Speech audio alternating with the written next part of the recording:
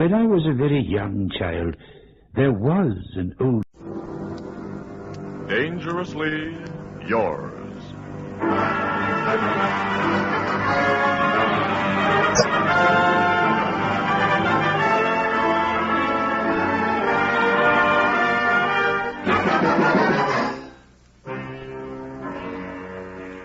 Dangerously yours. A half hour of romance and adventure brought to you at this time each Sunday by the Vic Chemical Company. And today, bringing you a special short version of Masquerade, an exciting tale of espionage in the Budapest of 1915. I am adventure.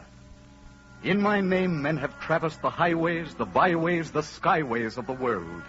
I have tramped the jungles with explorers. I have ridden the wilderness road on horseback and in covered wagons. I have gone 20,000 leagues under the seas and as many leagues above them. I have been the fire of Captain Kidd and Walter Raleigh and John Paul Jones and Francois Villon. That fire that burns in the heart of youth, that makes men dream and dare and conquer. I am the spirit of romantic adventure.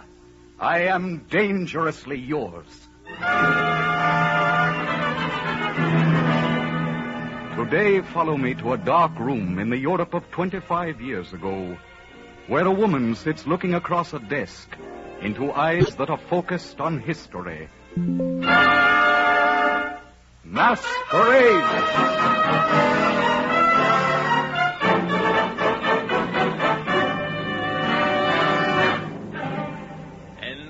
My Countess Rashola, you have our reasons for choosing you for this mission. Command, Excellency. From now on, you'll forget my title.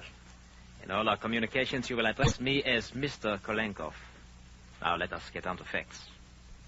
I hope the Count will not be too difficult for you. He's a shrewd man. Now, when you have obtained the information, you will conceal the message in this silver pencil. Send it to me immediately. Trust no one. We rely on your discretion. I understand. Very well. Now, in these papers, you will find all the necessary information about Count Estefan. It has already been arranged just how you will meet him. Tonight, you will take the train to Budapest.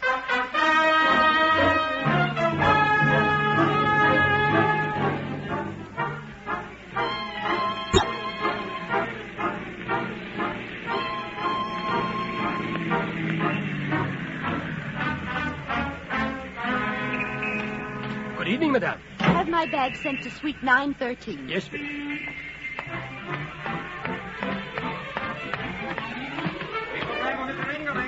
Calling Mr. Ringley. Remember Mr. Ringley. Good evening, Countess Rishola. Good evening. Good boy. Welcome back, Countess Rishola. Thank you, Baudry. Our table for one, madame? Is Count Estefan dining? Oh, he's at the table by the window, madame. My dear, I can't imagine whatever possessed you to wear that hat. I told Benson my price is $5,000. This morning when I was riding in the park, I saw Duffy on the bridle path, and he was... I beg your pardon, madame. Here is the necklace and the rings and the bracelet you gave me, Luigi. Take them back. I'm through. Oh, just a moment, madame. You've made a... madame, wait!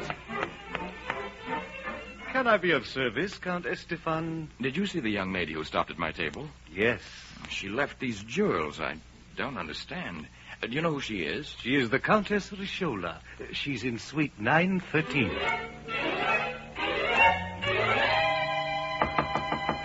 Just a moment.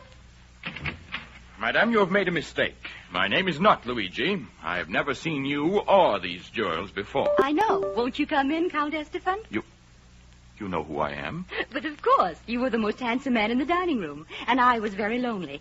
So I thought tonight I will have an adventure. I will make the acquaintance of the distinguished Count Estefan. How do you know my name? It was not difficult to find out. How did you know I wouldn't run off with your jewels? I took that chance. Besides, they're insured. Are you angry? No, I am not angry. If some kind fate wishes to send a beautiful lady to dine with me, I can only be grateful.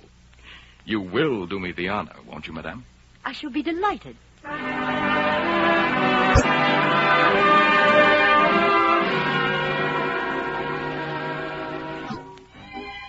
What would you like for dinner? What does the Count eat? Pheasant's wings and peacock's breasts and... What do you usually eat? What does a Comtesse usually eat? Almost anything. Well, then, how about roast beef? All right.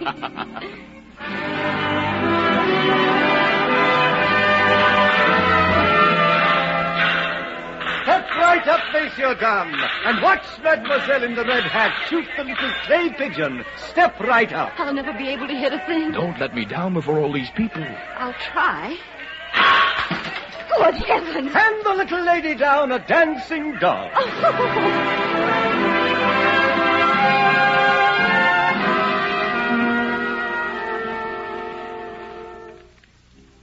Look, Catherine, a shooting star. Did you wish? Oh, I didn't have time. Then there is something you wish for. Yes. What did you wish? I was wishing that we were two other people. Two people who need not say goodbye. Perhaps it can be that way.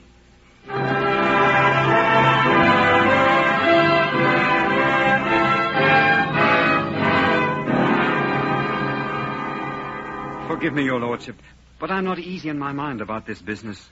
Oh, I wish you wouldn't go to see that woman tonight, sir. How could I stay away?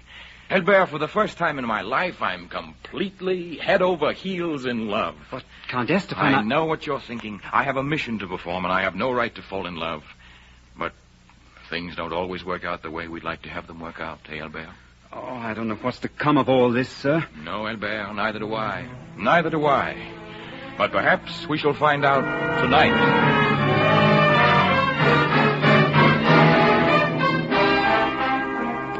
Catherine, I have received a message for you from Mr. Kolenkov.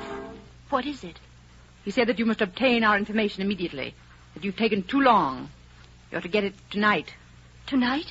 Mr. Kolenkov has been lenient with you because this is your first mission. But he will not be lenient any longer. It is not wise to anger Mr. Kolenkov. He is a dangerous enemy. Forgive me, Catherine. I was sent to serve you as a maid, not to give you advice. You're right. Don't worry. The mission will be completed tonight. You have the silver pencil? Yes. Then I will wait for you at the appointed place. Do not fail us. The mission will be completed tonight.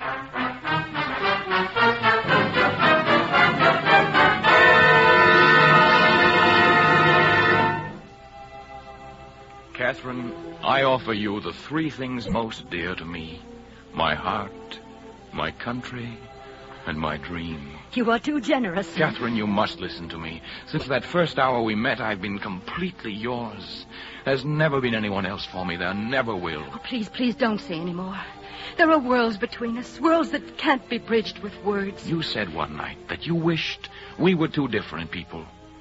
I think you may have that wish, Catherine. Well, what do you mean?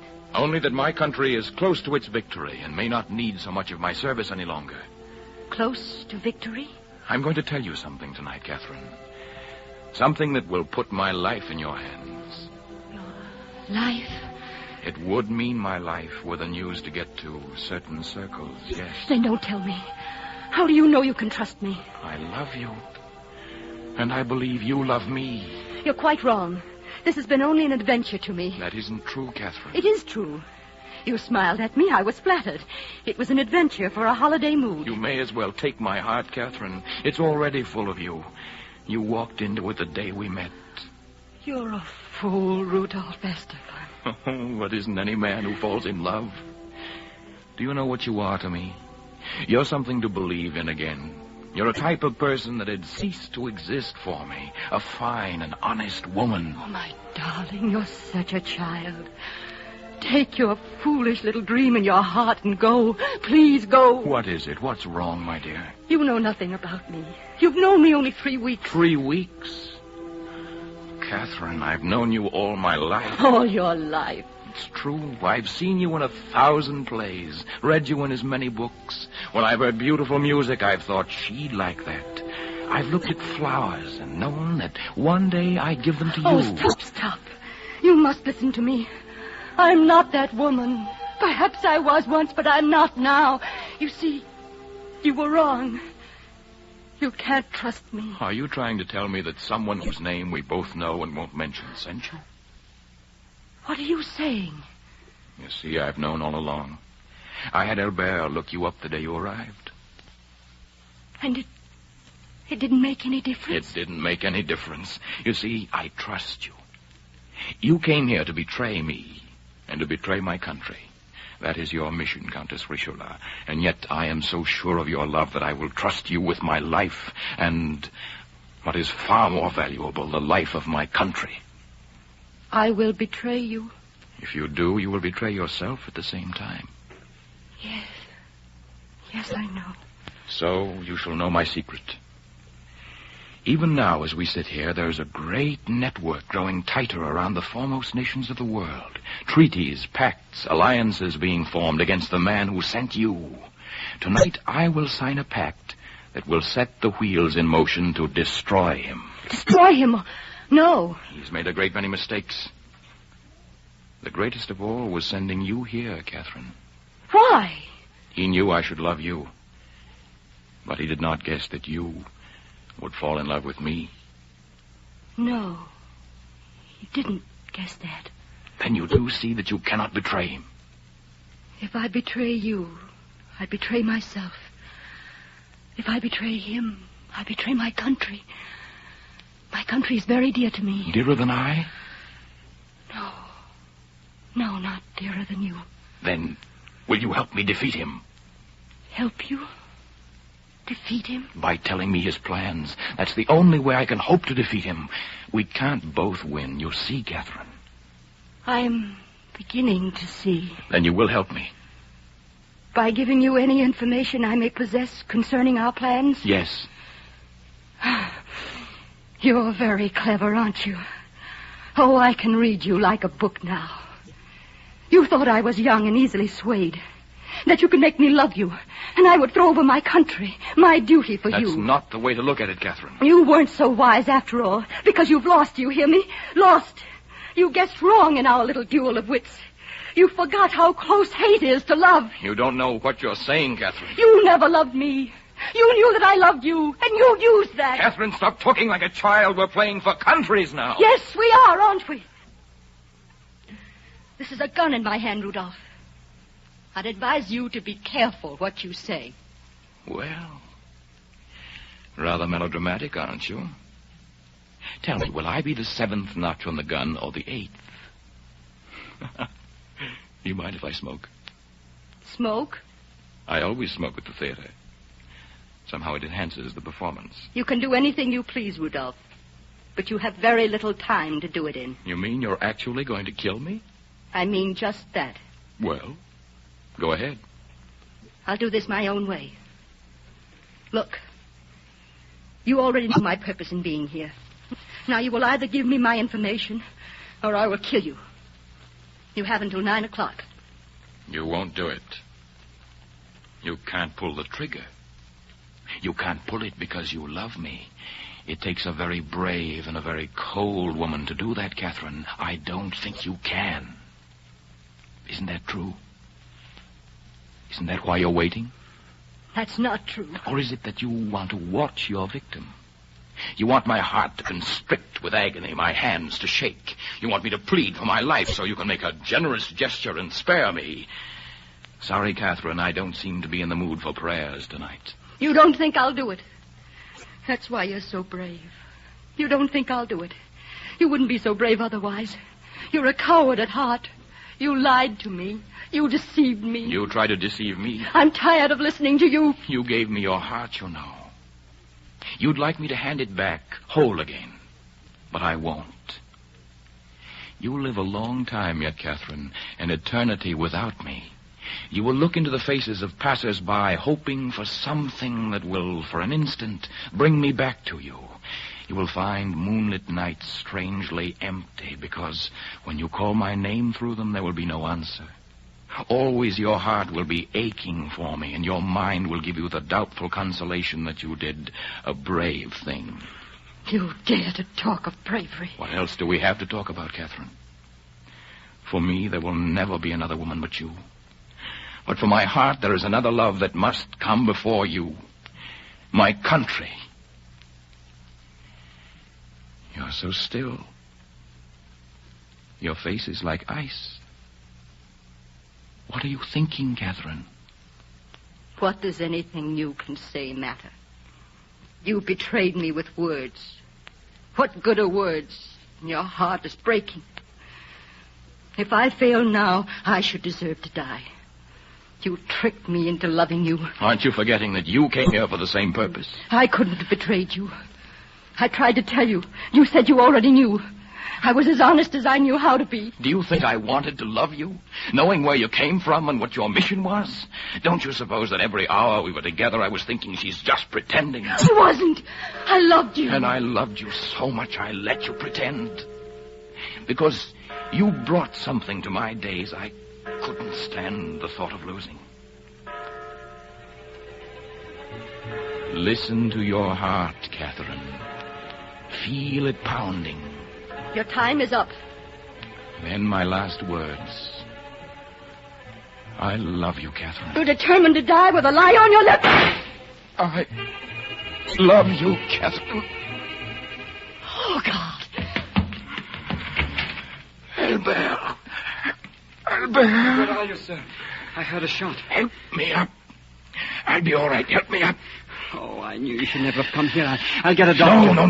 No, it's too late. I waited right by the door like you told me to, sir. The other woman went downstairs about 10 minutes ago. Please let me get a doctor, sir. No. I want you to send a message, though, at once. The usual destination. Yes, sir. Kalenkov. The masquerade is over. X-32 reports that Countess Richelieu is trustworthy and loyal. You may entrust in her care any documents. She will not betray you. Report case 255 closed. X-32. Conceal it as usual, Albert, in the silver pencil. Please let me call her back. You must tell her the truth before it's too late. Tell her the truth? Tell her the truth so that she will watch the stars through tears instead of following the one cold star that is her destiny? No, Albert. Let her think I never loved her. One day she will follow a flag to the same fate as mine. We must leave her the strength for that hour.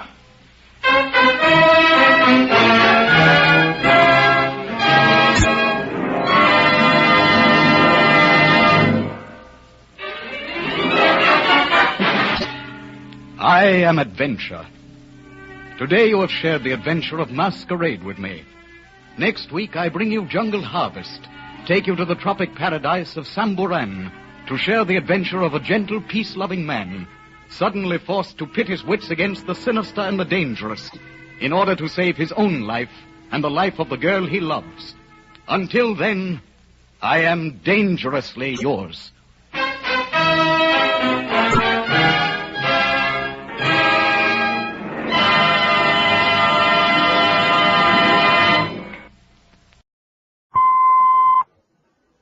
I'm Rod Serling. You're listening to The Zero Hour. Rest your eyes.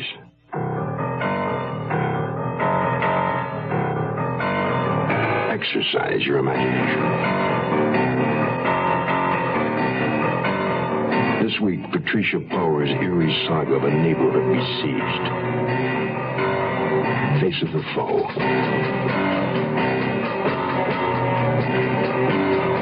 Starring Jessica Walter, Joseph Campanella, and Judy Carn.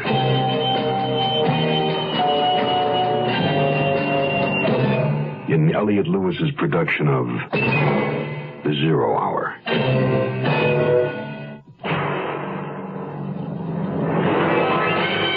The Mutual Broadcasting System presents The Zero Hour.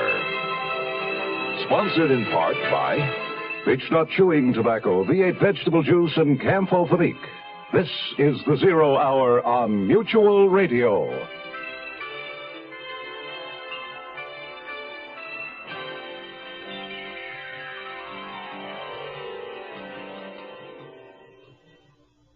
This week, A Winter's Tale, set in a pleasant residential neighborhood in the Canadian city of Montreal, where two attractive young women share a cozy, stylish apartment, their workaday problems and pleasures, and their dreams and uncertainties of the future. For Nicole Nugent, there's the question of whether or not she should marry the budding young novelist, Christopher Galloway. For Laura Prescott, still smarting from a broken love affair, there is her current plan to start a beer garden restaurant, to put her penchant for German cooking profitably to work. But for Nicole Nugent and Laura Prescott, there will soon be a far more immediate and vital concern. There's a psychopath loose in the neighborhood. He's murdering people. And his victims all are women. Our story, Face of the Foe, begins after this word. Josephine, open up! It's me, Napoleon Bonaparte, Emperor of all France, much of the civilized world, and Louisiana if the deal falls through. Quick, Pierre, hide in the closet. Napoleon must not find you here. Coming now, Pete. Ah, Josephine, I had to see you. Napoleon, my dearest heart, what are you doing here? I thought you were at Waterloo. I was, but it ended early. What is that? I smell cigarette smoke. You know I hate you to smoke. I didn't. I don't. I started again. Aha! The smoke coming from that closet. Come out of there, you scoundrel, and on guard. It was only in there to pick up the dry cleaning. Take that, you filthy escargot. This world history lesson was brought to you by your American Cancer Society, which says smoking can be injurious to your health. Touché! In more ways than one. Asphalt and concrete, neon and steel. Nowhere, anything real. Bolted doors on the houses, shutter doors on the hearts, broken dreams in the concrete, murder dreams in the steel, grief in the darkness, grief in the space. Picture this. A cold, blustery winter's evening in the city of Montreal. In front of a cozy fire in the living room of their shared apartment, Nicole Nugent and Laura Prescott sit over their after-dinner coffee. Till Eulenspiegel. How does that sound to you as a name for my restaurant? Till Eulenspiegel? What is it? It's not a what is it, it's a who is it. A collection of satirical tales were written about him back in the 1500s. He was kind of a German hippie of his time. Liked to play tricks on the establishment, including innkeepers. Now that you've told me, it's a great name. But will the customers know who he is? His legend will be proclaimed on a plaque outside the door and on the back of our menu. I just hope this place I have an appointment to see tomorrow turns out to be as ideal as it sounds. It's a delicatessen restaurant with modern equipment, even an area at the side for outdoor tables and chairs, and it's right across from the university. A beer garden should have great appeal to college students. It sounds perfect. How come the owner is giving it up? He's retiring. What time is your appointment with him? Not until late tomorrow afternoon, so I have to try to get my mind off it. I'm going to a movie with Amy tonight. Want to join us? No, thank you. This is the kind of evening to curl up in front of the fire with a good book. Especially if the man you're in love with is too busy writing one to curl up with you. I take it Chris is on a deadline. Again. I'm not sure I want to marry a man who's already married to a typewriter. I wouldn't hesitate too long if a man like Christopher Galloway loved me. Be careful on your way out. You may run into the man in apartment 4. Oh, I hope not. All we knew of the man in apartment 4 was the name on his mailbox, T. Oliphant. He'd moved in a month ago. A tall, stooped, cadaverous-looking character with a bald, high-domed head and a gray prison pallor look to his skin. Every time Laura and I encountered him in the lobby, he looked at us through his thick-lensed glasses in a way that gave us both the creeps. A cold, sneering look, as though we were reacting to something that thoroughly disgusted him. He's a woman hater. I'm sure of that. Sybil Hepworth thinks he's the mad bomber. It's ridiculous to even ask where Sybil Hepworth gets any of her ideas. But where did she get that one from? Well, you know how he's always carrying a brown carton under his arm when he goes out? And she says she hears him hammering on something in his apartment all the time. So she figures he's in there making bombs. Well, you know Sybil. Sybil Hepworth was our apartment house busybody. Unfortunately, her apartment was right across the hall from ours.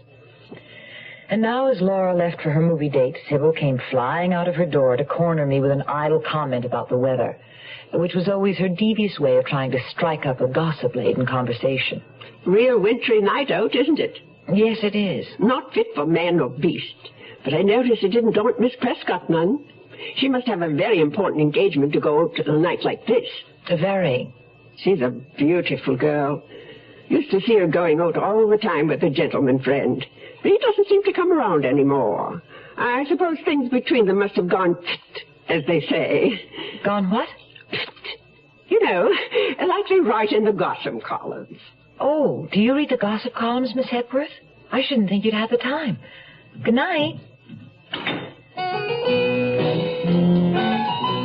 I'd long ago reached the conclusion that Sybil Hepworth moved her bed out into the lobby at bedtime. But she was right about one thing. It was a real wintry night outside. I stirred up the flames in the fireplace, kicked off my shoes, and settled down on the sofa with my books. It was a murder mystery, a good one. I was so absorbed in the story I was reading that the sudden frantic pounding on the door gave me a start that nearly sent me out of my skin. Who could it be, and what was wrong? No one had rung the buzzer. Whoever it was, how had they gotten in? I was almost afraid to open the door, but the urgent hammering went on like a cry for help.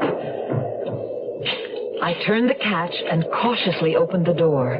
The colorless, terrified face of a woman peered in at me. Please let me in. Someone's after me. My daddy was a mighty fine man. He taught me a thing or two. A woman can hurt, so you stay on your guard. And beechnuts the tobacco you chew. Them times we'd go fishing, my daddy and me. He'd tell me everything he ever knew. You go after big mouth in close to the bank. And beechnuts the tobacco you chew. Around here, beechnut's the word for chewing tobacco. And it's been that way, father and son, for a long, long time. What's the secret? It's the way beechnut just keeps getting better. Like beechnut's a lot moister these days, with more taste and less stems. Big improvements. You ought to try today's beechnut chewing tobacco. And now I'm a daddy with a son who's full grown, and I tell him a thing or two. Scared money don't win, evil women drink gin, and beechnut's the tobacco you chew. We'll return to our story in a moment. Here's a tip from your Better Business Bureau. A household move is always a difficult undertaking, but it can be particularly unpleasant during the summer. Pickups and deliveries are more likely to be delayed then because the demand on moving companies is at a peak. One way to minimize such problems and save a substantial amount of money, too, is to move yourself. However, there are a few things to think about before you go out and rent a truck or trailer. Are you and your helpers physically up to carrying your heaviest furniture in and out of houses? If you need a large trailer, is your car up to towing it? Rental trailers are cheaper than trucks, but less advisable for long hauls with heavy loads. You should also take into consideration the additional wear and tear on your car and allow for greatly reduced gas mileage. Unless a driver is accustomed to pulling a camp trailer, hauling a load of furniture may present problems, especially in parking.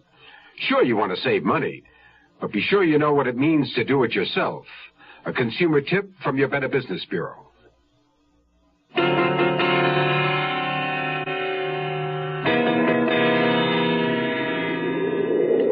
Oh, let me in, please. Yes, of course. He was right behind me, all the way down Winnicott Road. You're safe now. I've locked the door. Oh, thank you. Thank you. Come in and sit down. I'll get you some brandy, and then you can tell me what happened. With shaking hands, she put the armful of sheet music and books she was carrying on the coffee table and sat down heavily on the sofa. A big, ungainly woman with a round, childlike face framed by black sausage curls. In her late 30s, I figured, and well-to-do, judging by the pastel mink, velvet pantsuit, and pearl necklace she was wearing. went into the kitchen and poured a generous measure of brandy into a glass, noting by my watch that it was 10:30. And at that moment, I suddenly remembered something that sent a shiver of fear down my spine. Only 4 nights ago, a woman had been found strangled inside a garage on Winnicott Road. Thank you, Miss Nugent, Nicole Nugent. I'm Kathleen Windsor. I live on Winnicott Road, close to Queen Mary. I was on my way home. And someone was following you? Yes. He followed me along Côte Saint-Luc from Girouard and then down Winnicott. I crossed the street, and he crossed right behind me, getting closer and closer. How frightening. I knew I couldn't reach my house, so I turned and ran down Phoebe Lane. Did he come after you? Yes, he stopped for just a minute, and then I heard him coming. That's when I ran in and started pounding on your door. Oh, thank heaven you were here to let me in. But how did you get into the lobby without ringing the buzzer? I didn't have to ring. The door wasn't locked. Oh, that's what I was afraid of. We've been having trouble with the lock on that door. I guess the janitor hasn't fixed it yet. Well, you'd better see that he does. But I am grateful that it was still broken tonight. Perhaps I should call the police. Could you give them any description of the man? No. I just ran when I heard him getting closer. I only glanced at him once when I crossed the street on Winnicott before he came across after me. What did he look like? Kind of short, I think, with a dark coat. I couldn't really see. It was dark and he was in the shadows. I was really too frightened to notice. Oh, I understand. You see, only last Monday night, a girl from my church choir was murdered on Winnicott Road. Yes, I read about it. It must be awful when it's someone you knew. Elsie Grumberger. She sang the solo sometimes. Had a beautiful soprano voice. Shall I get you some more brandy? No, I have to go home. Mother would be so worried if she knew. She's always warning me to come straight home after choir practice. You live with your mother? Yes, but she's in the hospital now. Has been for weeks, poor thing, with a broken hip. If we were to call the police, something might appear in the paper to worry her. I don't think you have enough of a description to be of any help to them. And I'm sure the man isn't still hanging about. Oh, dear, I hope not. To tell you the truth, I'm frightened about walking home from here. Oh, but I won't let you walk home alone. I'll go with you. Oh, that's very kind, but do you really think you should? I mean, that means from my house back here, you'd be walking alone. Now that she mentioned it, the idea didn't exactly appeal to me. We were in definite need of an escort. And almost at once I thought of Mr. Matrai, the janitor. If he were home, he wouldn't mind, I was sure. I remembered his telling me how he liked to take walks at night. There he is now. In just a few minutes, you'll be safely home. Oh. Hello, Mr. Matrai. This is so good of you. No trouble at all, Miss Nugent. This is Miss Windsor. She lives just down the street on Winnicott Road. Thank you ever so much for coming to our rescue, Mr. Matrai. A sudden suspicion dawned on me. Was Kathleen Windsor just imagining things? Had a man actually been following her, or was it only wishful thinking? She was close to 40, I was sure of it. But when it came to men and mother, it appeared she was just a naughty little girl. Mr. Matrai's broad, swarthy face remained expressionless at all of the fawning and giggling Kathleen Windsor couldn't seem to refrain from. Your things are on the coffee table, Miss Windsor. Don't forget them. Oh, yes, my music. I'm going to be singing a solo this Sunday. Are you a church-going man, Mr. Matrai? Yes, I go to church every week. As the three of us came out of the apartment, I saw the door across the hall furtively closed. I knew that Sybil Hepworth had had her eyes and ears open. A full moon rode high behind a veil of clouds. We walked quickly, heads down against the wind, and arrived at Seabury House in a few minutes' time. A doorman in maroon and gold livery tipped his hat to Kathleen Windsor, swung the outer door open, and admitted us into the inner sanctum. We rode a whispery, silent elevator to the 4th floor, walked down a thickly carpeted, softly lit hall to a plum-colored door numbered 415. We waited while Kathleen Windsor searched her purse for her keys, found them, and opened the door. Won't you please come in for a moment? Both of you. Just to see that everything's all right. Yes, of course. Just for a moment. He might have gotten into my apartment somehow. No, that does not seem very likely to me. It would be very difficult to get past that doorman and through a locked door. But we'll make certain you're safe before we leave. Won't we, Mr. Matrai? Of course. Mr. Matrai patiently looked into every corner and cupboard and checked the window leading to the fire escape. There is no one here. You do not have to worry. But the other rooms, Mr. Matrai, would you mind? He went into the kitchen, the bathroom, and Kathleen's mother's room, looking behind curtains and doors and the clothes hanging in closets. Finally, we walked together into the room that I knew at once belonged to Kathleen Windsor. The little girl's room, all pink and white with ruffled curtains and a menagerie of stuffed animals on a canopied four-poster bed. From a rocking chair in the corner, a giant plush teddy bear stared at me with glass-button eyes. It's all right, Miss Windsor. I've looked everywhere. There is no one. I know you're going to think this is silly of me, Mr. Matrai, but there is one other place he could be hiding. Would you just take one little peek under my bed?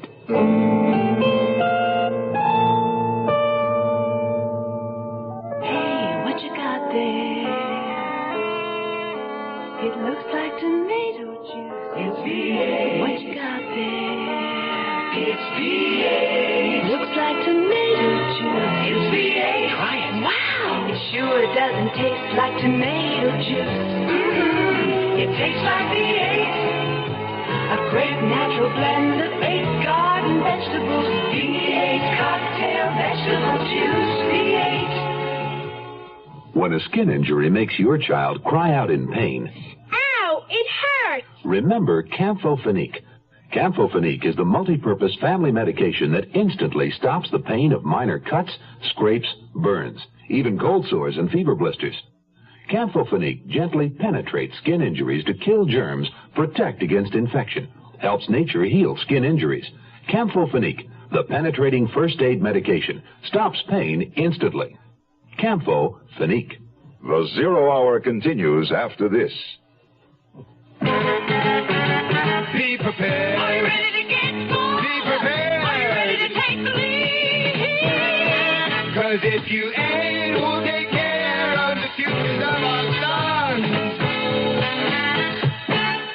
Well, let me ask you now, who's gonna tell them about the pusher man? Who's gonna show them how to clean the man? Who's gonna tell them why they shouldn't drop out? Who's gonna show them what it's all about? You know you can if you want to.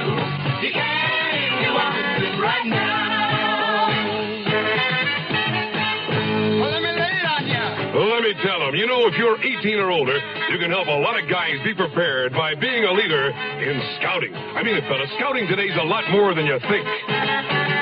Be prepared. Are you ready to get more? Be prepared. Are you ready to take the lead? 'Cause if you ain't, who'll help teach your sons to be prepared?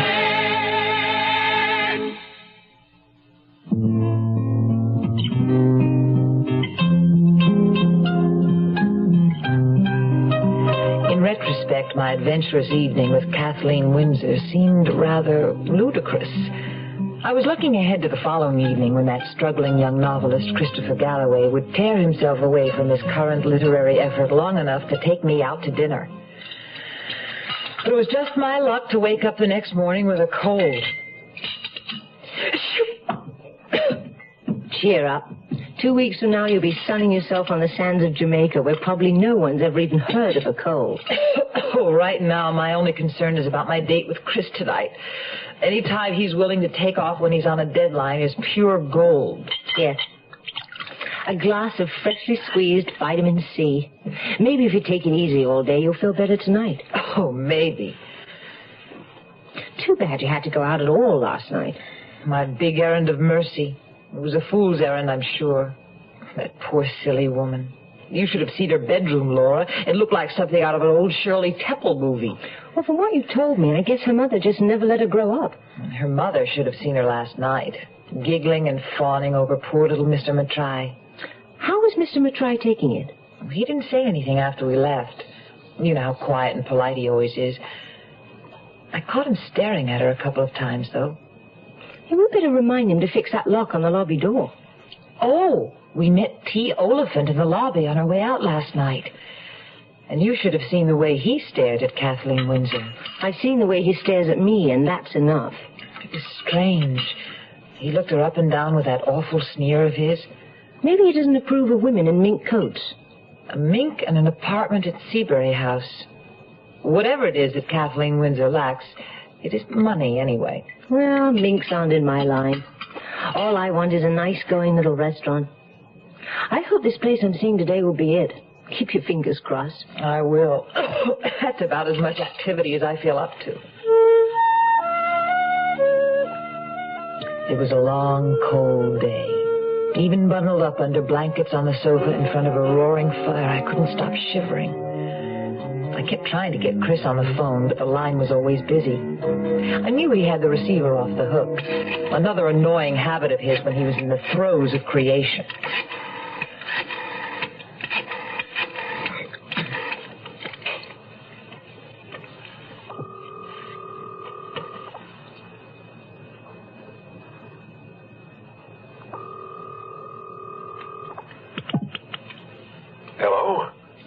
Finally, I've been trying to ring you all day. Oh, you know I sometimes take the phone off the hook when I'm writing. Yes, I know. It's very frustrating. What's the matter, Buffett? You sound a little out of sorts. Oh, I'm sorry, Chris. I have a cold, that's all. Oh, poor Miss Muffet. I thought you sounded a little fuzzy. Hey, what does this do to our dinner date? It cancels it, I'm afraid. I just don't think I should go out tonight. Oh, well then how about me bringing dinner in? Your favorite Chinese food. Or would you rather not have any company at all? Not just any company, but you and Chinese food sound perfect. I'm rallying already. Good girl. I'll be there soon, and I won't stay too late. Oh, it's just as well. Probably full of germs. Seeing as how they're your germs, I'll risk it. I'll see you, Muffet. Muffet. Chris always called me that. With affection, but also with a twinkle of amusement in his eye that he wouldn't explain. I couldn't honestly say why I didn't jump at the chance to marry Chris. I loved him and he loved me. We both knew it without having to say it all the time. But I also knew his commitment to his work might sometimes come between us. Was that the real reason I put off saying yes? Right now, with the man of my life due any minute, I thought I'd better try to make myself as appealing as anybody with a cold of the nose could be. About all I could manage was a touch of eye makeup and a few strokes of the hairbrush. At least it took some of the lackluster from my eyes and returned a little of the sheen to my hair. Hello, darling. How's my muffet feel, huh? I'll live, especially now that help's arrived. With provisions. Here we are. Beef, wonton, lobster, shrimp, fried rice, pineapple chicken, and pork chop suey. Sounds fantastic, even to my poor dull taste buds. Hey, where's Laura? I brought dinner for 3.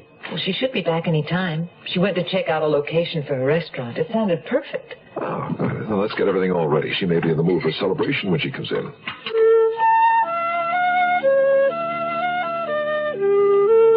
I don't have anything to celebrate. The property wasn't even for sale. Not for sale? But I thought you talked to the owner on the telephone. Well, I thought I did, too. I told him he'd called me in answer to my ad. But he swore it wasn't he who called. Then who was it? He said it must have been some joker. Some joke. I wonder why anyone would do something like that. Don't ask me. Maybe running a wanted ad in the paper on my own wasn't such a good idea. Oh, shouldn't be anything wrong with that. Let's see the ad. Oh, my God. Nicky, what's the matter? What is it, Buffett? That story in the paper. Look what it says. I pointed to a small news item at the bottom of the page. Woman found strangled was the headline. Below it, with disbelieving eyes, I read, Early this morning, the body of a woman identified as Kathleen Windsor was found in her apartment at Seabury House on Winnicott Road. She'd been strangled. Grief in the darkness, grief and despair. Nowhere, nowhere, someone to care. You are listening to Mutual's presentation of The Zero Hour.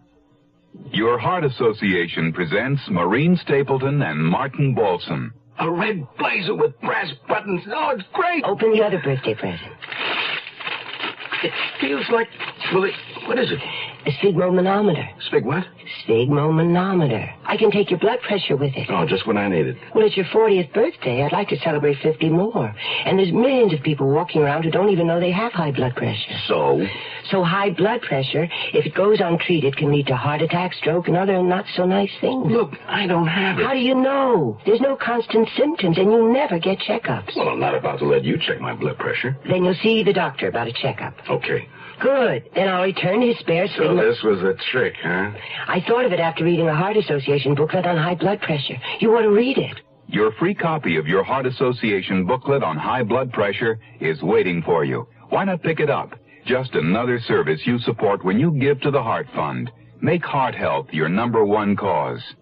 Young I may be, but still I'm a man, just turned 18, and I'll do what I can to find me a place where I can be free.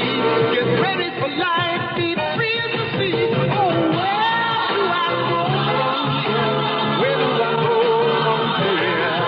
I'm finished with school, but what did I learn? Don't wanna get trapped, wanna see things instead of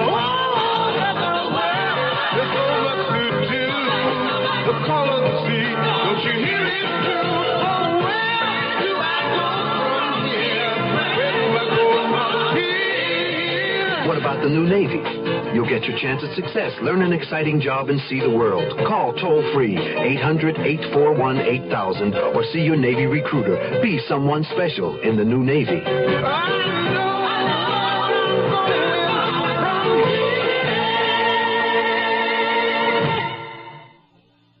Tomorrow at this time, rest your eyes and listen here to this week's continuing study in suspense, Face of the Foe. I'm Rod Serling, and this is The Zero Hour. This episode brought to you in part by Beechnut, V8 and Campo Felipe. This is The Zero Hour on Mutual Radio.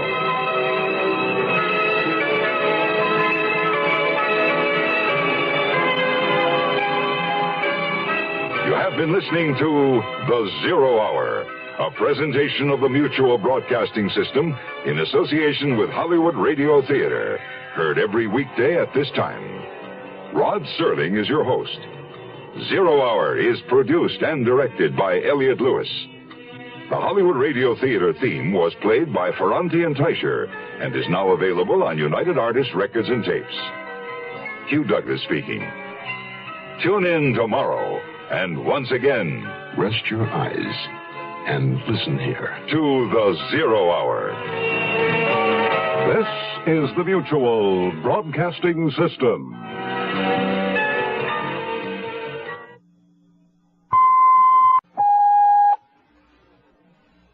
I'm Rod Serling. You're listening to The Zero Hour. Rest your eyes.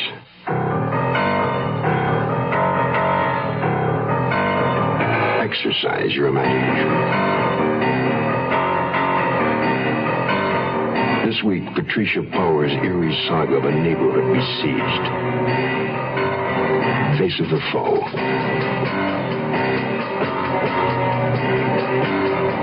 Starring Jessica Walter, Joseph Campanella, and Judy Carn.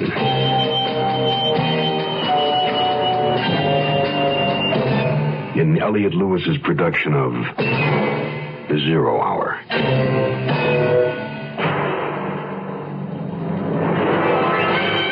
The Mutual Broadcasting System presents The Zero Hour. Sponsored in part by Quaker State Motor Oil and State Farm Insurance. This is the Zero Hour on Mutual Radio.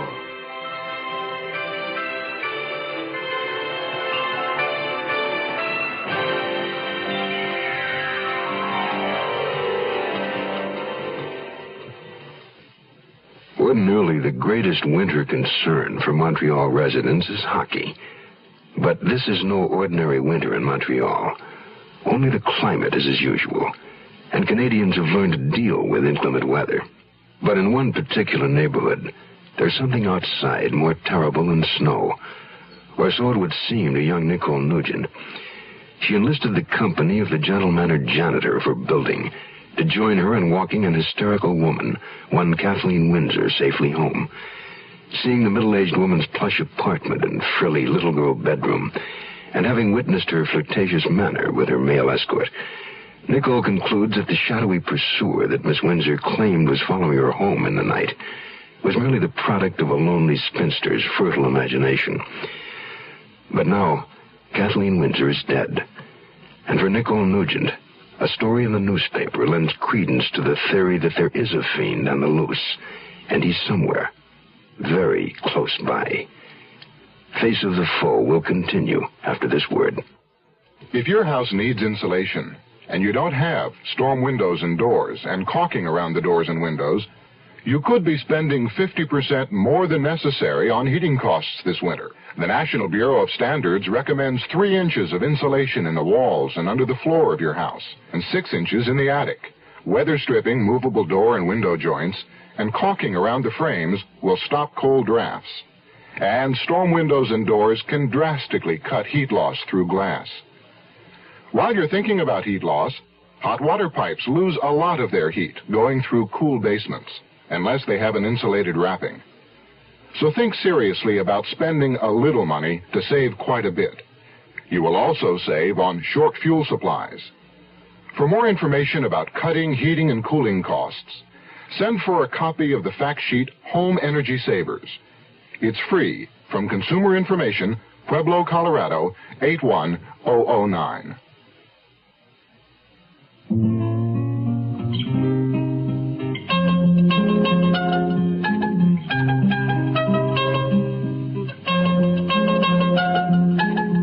Maybe the man who killed her was someone else, someone she knew.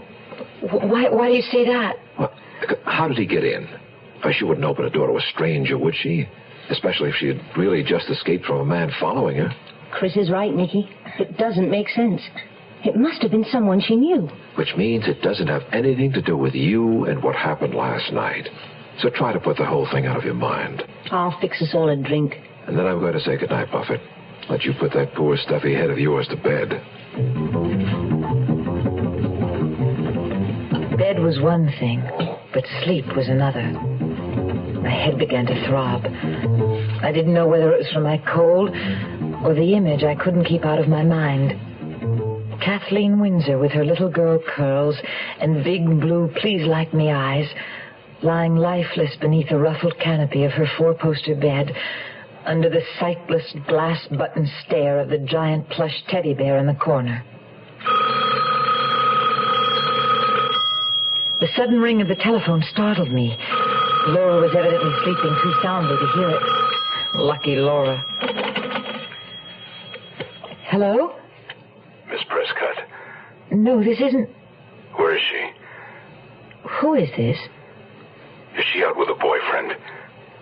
Who is this calling? I'll call again. Who was that, I wondered? As far as I knew, Laura had no man in her life.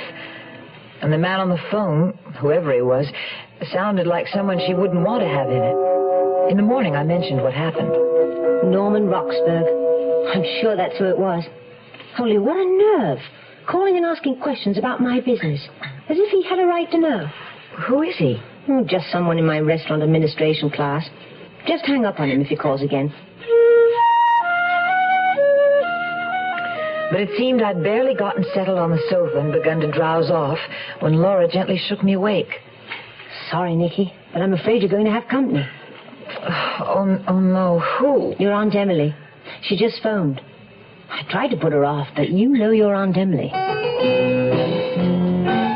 I wouldn't trade my Aunt Emily for a round dozen of anybody else's aunts. And granted, she was a little eccentric. Some people might even say crazy. The truth of the matter was, she was just gloriously herself. A blithe spirit. Unfortunately, though I was only 24 and she was close to 70, just listening to Aunt Emily took more energy than I was up to in my present condition. You sound like a frog, dear. But never mind. They turn into princes, you know. As bad as I felt, I had to admit the sight of Aunt Emily was like a spring tonic. Lately, she'd been attending Sunday feasts at the Park Avenue Hare Krishna Temple. She loved the food, the incense, the dancing, the hand-clapping, and she generally dropped in at our apartment afterward, swathed in a sheet, with tilax painted on her forehead, and 108 japa prayer beads adorning her scrawny neck. Today, however, she'd just come from her regular attendance at St. Simon's Church, for which she wore the slightly more conventional attire of a jaunty bright wool cape over knickers and argyle knee socks. Laura, do you suppose I could have a drop or two of brandy? Of course. We'll all have some. Be good for Nicky's cold. I had some shocking news at church today, and I'm quite unstrung. What news, Aunt Emily? Murder. The second member of our church choir in a week. First Elsie and now Kathleen.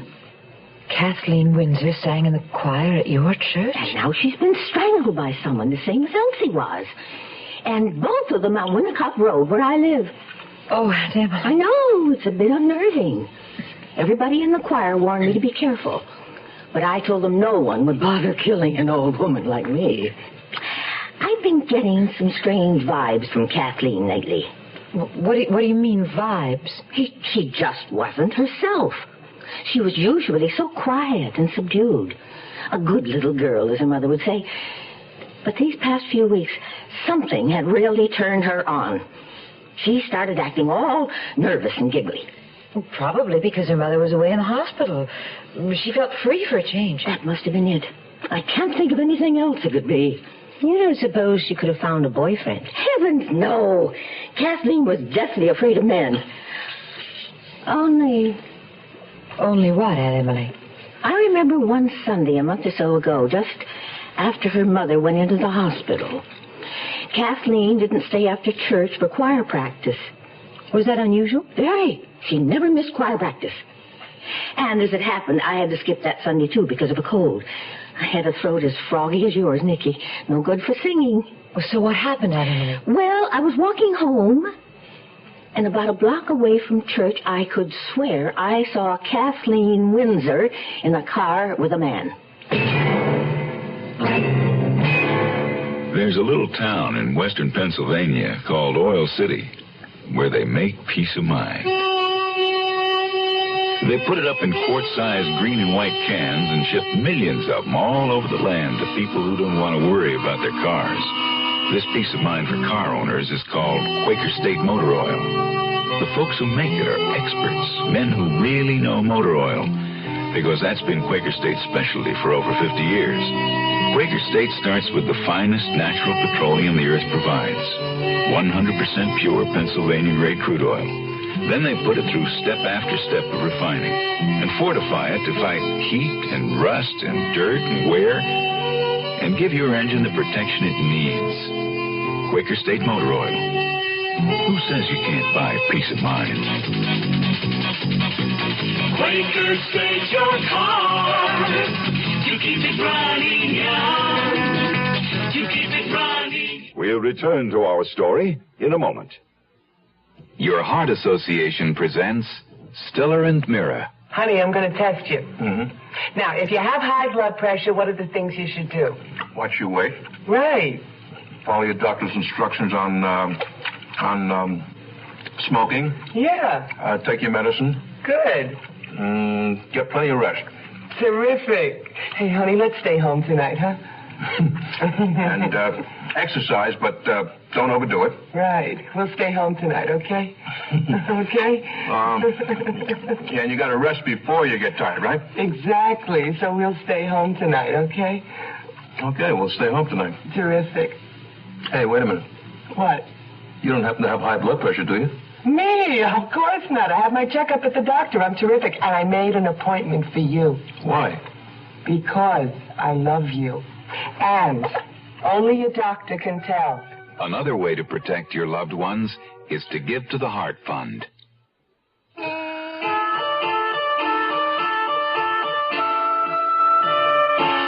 This whole business is just another reminder that we should all live life to the fullest while we're here. So hurry and get rid of that cold, Nicky, and give that man of yours a kiss for me when you see him. I will, Aunt Emily. Don't disturb yourself, dears. I'll see myself out.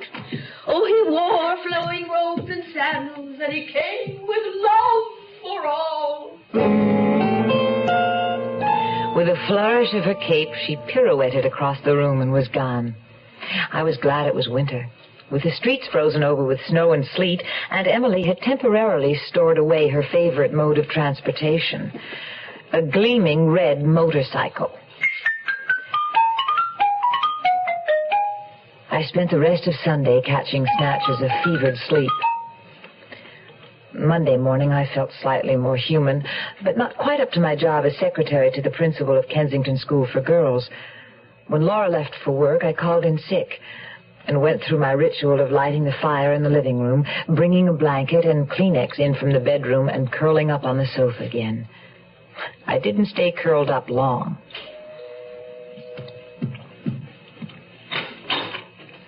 Forgive me, mademoiselle, but I'm Detective Lieutenant Noel Philippe from Homicide. Homicide? You are Mademoiselle Nugent, are you not? Yes, I am, but... Then you're the person I've come to see.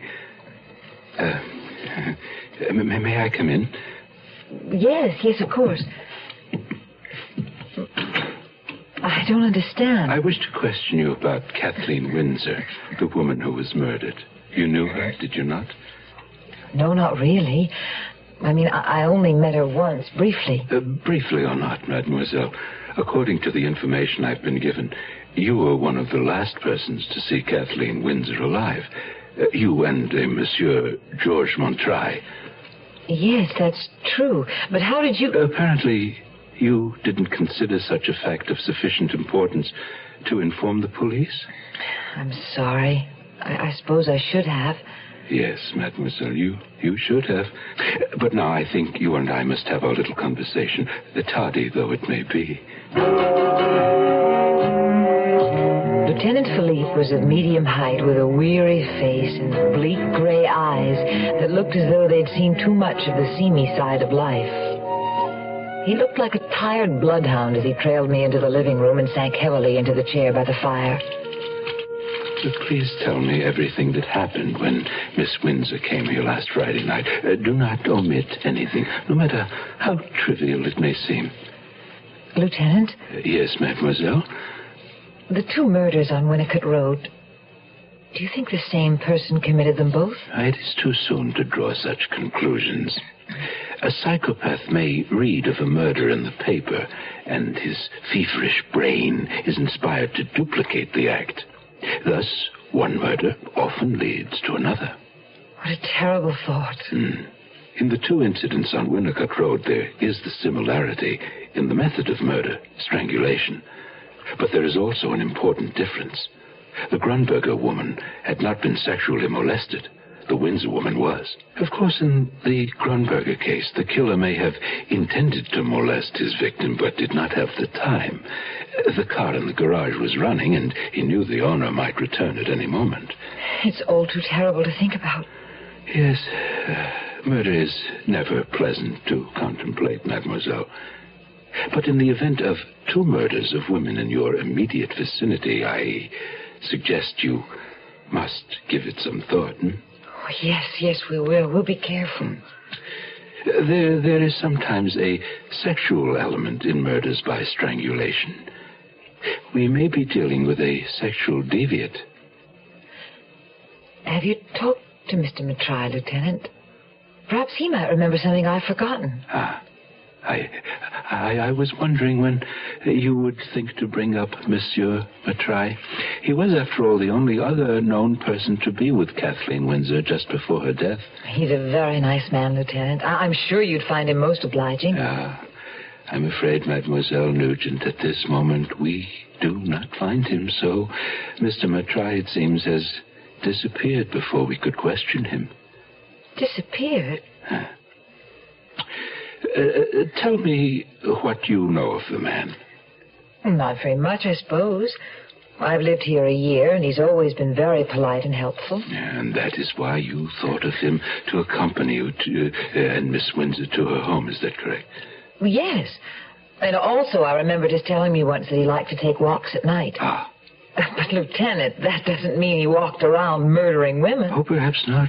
Perhaps not. But then, what reason do you suggest he had for not wanting to be questioned by the police? A very good one, as a matter of fact. I'm thinking of a conversation I had with him last summer. He was working outside in the garden, and I was admiring the flowers he planted. He told me then how he had fled from Hungary in the 1956 revolution, how terrible it was there for his family and himself. He was so thankful to be living here in Montreal. Yes, oh, that's very interesting. Well, don't you see? No wonder he ran away from the police. He was afraid from his past experiences. Huh. A sound enough theory, perhaps, Mademoiselle. Except for one thing. What is that, Lieutenant? I'm afraid we have uncovered another reason for his fear of the police. The record shows that your nice, quiet Monsieur Matrai has actually served 2 terms in prison. What for? For molesting women, Mademoiselle. Agent Darrell Hutchison of Garden City, Georgia, explains why personal service and car insurance is just as important as State Farm Mutual's low rates. We are not always the lowest price that an individual can find for insurance. So I have had people come by that have already gotten prices from other companies. They come by, and this particular time we were a little higher than they were. But after talking with them, tell them that I can give them one thing that the other company cannot give them, and that is my personalized service. They know that I am here. I'm here to stay as an agent, and these points make a difference. They don't want to be treated as a number. They still want to be treated as an individual, especially when they have a claim problem. They want to be given service because that's what they're paying for. A good neighbor.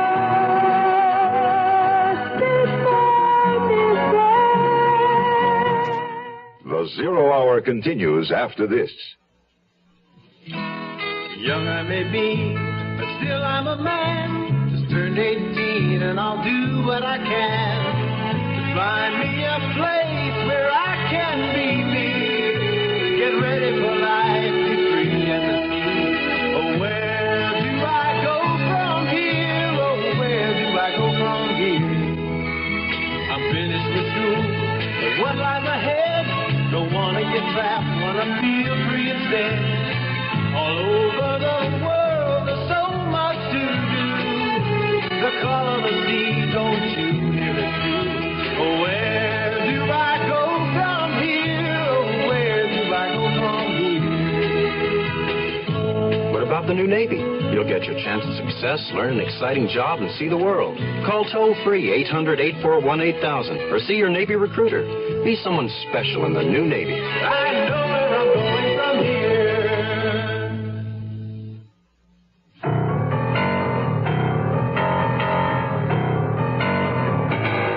The most puzzling aspect of the Kathleen Windsor murder is how the killer got into her apartment. There was no sign of forced entry, which leads to the obvious conclusion that she willingly opened the door to whomever it was. And do you think it might have been George Matrai?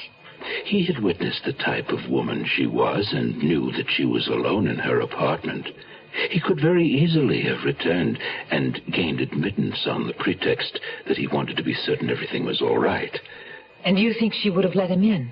Mademoiselle, have you not been insisting all along that he was not the type that anyone would take to be a murderer? Lieutenant Philippe had made his point. He lifted himself wearily out of his chair, reclaimed his battered hat, and left me with the information that a man would be stationed at our building in the event that George Matrai returned. When I finally crawled back into my cocoon by the fire, I was shivering again. But this time it wasn't from the cold. Luckily, Chris chose just the right moment to cheer me up with a phone call. Stop trying to blame yourself, Muffet. You had no way of knowing about Mr. Matrai. Maybe he isn't a murderer. Maybe he's just a sweet little dirty old man. Oh, Chris, I'm so glad you called. Well, I figured you might need a little cheering up. And how about continuing the treatment with a night out this Friday, if you're feeling okay by then? If I'm not okay by then, I'll never be. Guy and Lisa have invited us to a play and a buffet supper at their place afterward. Sounds like the perfect cure for a shut-in. What's the play about? Oh, something written by a friend of Guy's, a comedy. Just as long as it isn't a murder mystery. Even if the play were disappointing, an evening with Lisa and one of her buffet suppers could never be. She was a friend from my school days, and Chris had become as fond of her as I was. Lisa had met and married Guy Sabarin less than a year ago. Unfortunately, neither Chris nor I liked the man, but we'd learned to tolerate him for Lisa's sake. At the moment, I found myself thinking I was going to have to get well by Friday night if I were going to stomach a whole evening in Guy Sabarin's company.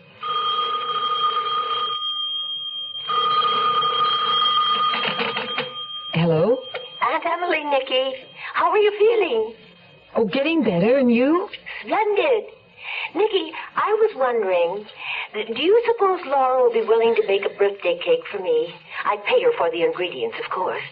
Laura makes such beautiful cakes. And Donald's such a nice boy. So much soul. Oh, I'm sure Laura would love to, Aunt Emily. But who is Donald? Donald Hamill. I got him from the drop-in center. The drop-in center? For homeless youth on Bleary. He comes from Windsor. Couldn't stand it at home and ran away. Says he won't go back again, and I don't blame him from what he tells me. Aunt Emily, you didn't... Bring him home with me? Well, of course I did. Where else was there for the poor boy to go? I'm going to keep him with me until he finds a job and can look after himself. Aunt Emily, I don't think it's very wise of you to take in some strange boy like that. Oh, Donald isn't strange. He's a very good boy. Awfully quiet and shy, but not sullen like Tony. Now, you're right about Tony. He is a strange boy, and I'm not so sure I should have let him come home with me. Who is Tony, Aunt Emily? Tony Bartha, Donald's friend. Although I wonder if he really is. I know for a fact Tony's going steady with Mary Jane, and I'm afraid he has Donald flirting with her. Mary Jane? Is that someone else you brought home with you? Oh, dear, no. Mary Jane is marijuana, dear. You mean Tony Bartha's into drugs? Oh, Aunt Emily, I don't think you should let him stay with you. Don't worry, I'm not going to for long. I don't like his attitude. Cheers. The rest of the day passed uneventfully, except for another encounter with T. Oliphant when I went to the lobby to get the mail. I was wearing a cable knit sweater and my oldest pair of corduroy slacks for warmth, and T. Oliphant looked me up and down in the same manner that he had Kathleen Windsor. A new thought occurred to me. Maybe he just didn't approve of women wearing pants. I scuttled past him quickly and hurried back to the sheltering circle of my fire like primitive man huddling against evil spirits. A few moments later, I had fallen sound asleep. It was dark in the room when I woke up. Laura had her class on Monday nights and didn't come home for dinner. The room was chilly. I put more wood on the fire and turned on the lamp. I thought of all the things I needed to do before I left on my trip to Jamaica. Clothes to sew, laundry to do, Christmas presents to wrap. I still didn't have the energy. I picked up a book to read, making certain it wasn't the one I'd been reading the night Kathleen Windsor had come pounding on my door. Laura came in so quietly I didn't hear her. I gave a start when she suddenly materialized beside me. She looked strange. Her face pale, her eyes staring. Laura, is something wrong? There's someone with me, Nicky. May I ask him in? Of course. She walked to the hall and in a moment returned with a man at her side. Pleasant looking, sensitive features with dark blonde hair that just brushed the collar of his expensively tailored suit. Mr. Brooke, this is my roommate, Nicole Nugent. Nicky, this is Julian Brooke. How do you do? Oh, pleased to meet you, Mr. Brooke. Laura, what's wrong? Something is, I can tell. I'm afraid Miss Prescott doesn't feel yet like talking about it, Miss Nugent. You see, she's just had a ruddy bad scare. Laura, what happened? A man attacked her on the street. Tried to drag her off into the park. Got to get out of this city of night. Find me, oh find me, my city of light. You are listening to Mutual's presentation of The Zero Hour. Once upon a time, there was a beautiful forest where everything was all lovely and green and peaceful. Sunlight fell in ribbons of daylight through its trees. Birds flew in the quiet air above it. Deer and rabbits found secret hiding places to play, for it was truly a beautiful place. And then one day, into this beautiful emerald forest, a new creature came. A creature called man. And man brought with him fire to warm him against the night. Only with his fire, man did not bring caution, and the fire got away from him suddenly. And the beautiful forest was no more. And yet there might easily be a different ending. For if man is careful with his fire, he need never say, once upon a time, there was a beautiful forest. I'm Lucille Maness, an unsuccessful big businesswoman, and I'd like to tell you a little bit about my unsuccessful business. Well, I was the co-founder of this women's book club, but we ran into a little trouble. We had all kinds of problems, so I called SCORE. That's the Service Corps of Retired Executives.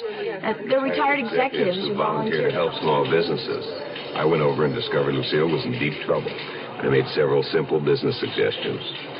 I also strongly recommended the club seek incorporation with a well-established women's magazine until its membership increased sufficiently. Unfortunately, one of my associates really didn't like the idea of a man giving us advice, so she wrote herself a check with the remainder of what we had left in the treasury and took off. Well, Mr. Krause came back to help again. A man who knows how to solve problems likes to keep solving them. Volunteer for SCORE. SCORE is one part of action. Action is doing something. There is something you can do. Get into action. Tomorrow at this time, rest your eyes and listen here to this week's continuing study in suspense, Face of the Foe. I'm Rod Serling, and this is The Zero Hour. Today's episode brought to you in part by Quaker State Motor Oil and State Farm Insurance. This is The Zero Hour on Mutual Radio.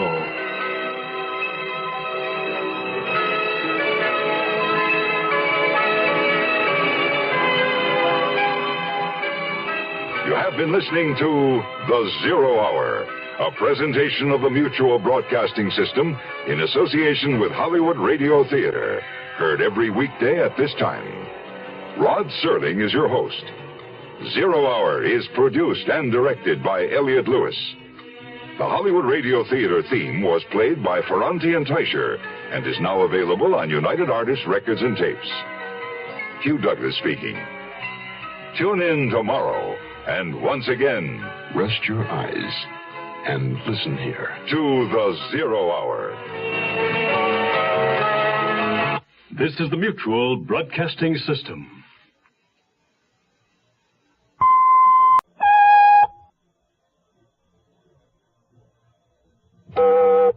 I'm Rod Serling. You're listening to The Zero Hour. Rest your eyes.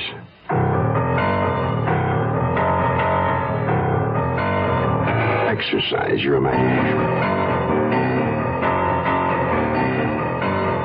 This week, Patricia Power's eerie saga of a neighborhood besieged. Face of the Foe.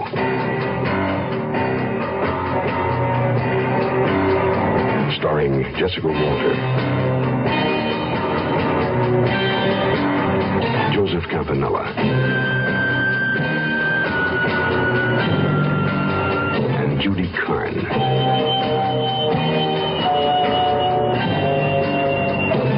in Elliot Lewis's production of The Zero Hour.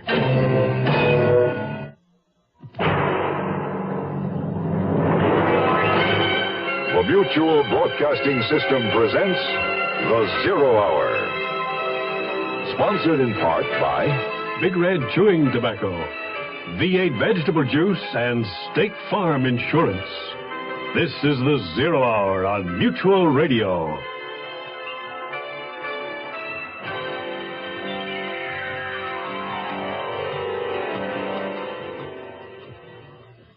Winter in Montreal. Cold, blustery.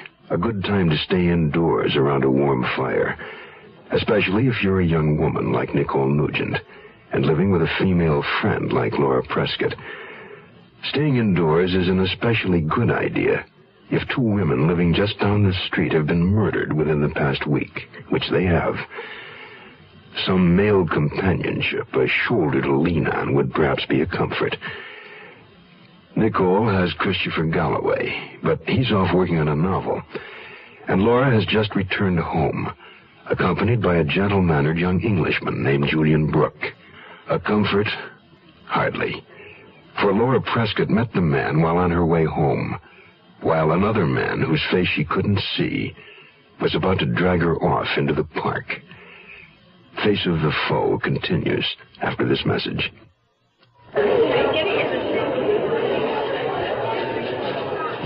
$3 billion a year. That's the amount lost through shoplifting and theft in American stores annually. It is clear that a great number of those involved are not practicing criminals, but ordinary citizens. Many rationalize their actions with the common reflection, so what? They're insured. A phrase that justifies nothing. It is not only property that's at issue, it is the sacredness of all things within the community of man. Ecologists and conservationists are making the point of the interdependence of all plant and animal life. Pollution breaks the cycle. So, too, when we break the trust we owe one another in the community of man, we contribute to moral pollution. The community of man, God's club. Be an active member. This message has been brought to you by Religion and American Life in cooperation with this station.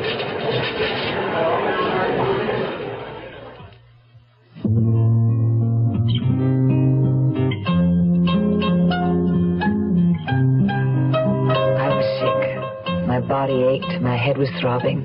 And then Laura was there, back from her night class. White as a sheet. I got sick all over again. A man attacked her on the street and tried to drag her off into the park. Oh, Laura, how dreadful. Are you all right? Yes, I'm all right. Thanks to Mr. Brooke. You tell her about it, will you, Julian? After I pour you some brandy. Thanks, Nicky. I'm just a bit shaky, that's all. Mr. Brooke? Yes, I could do it by myself, thank you. Now, tell me. Well, I was driving on Côte Saint-Luc, there along the park, between Godfrey and Winnicott Road, when suddenly I saw this woman on the sidewalk struggling with a man. I braked my car quickly and dashed out to help her. That was a risky thing to do, but thank God you did.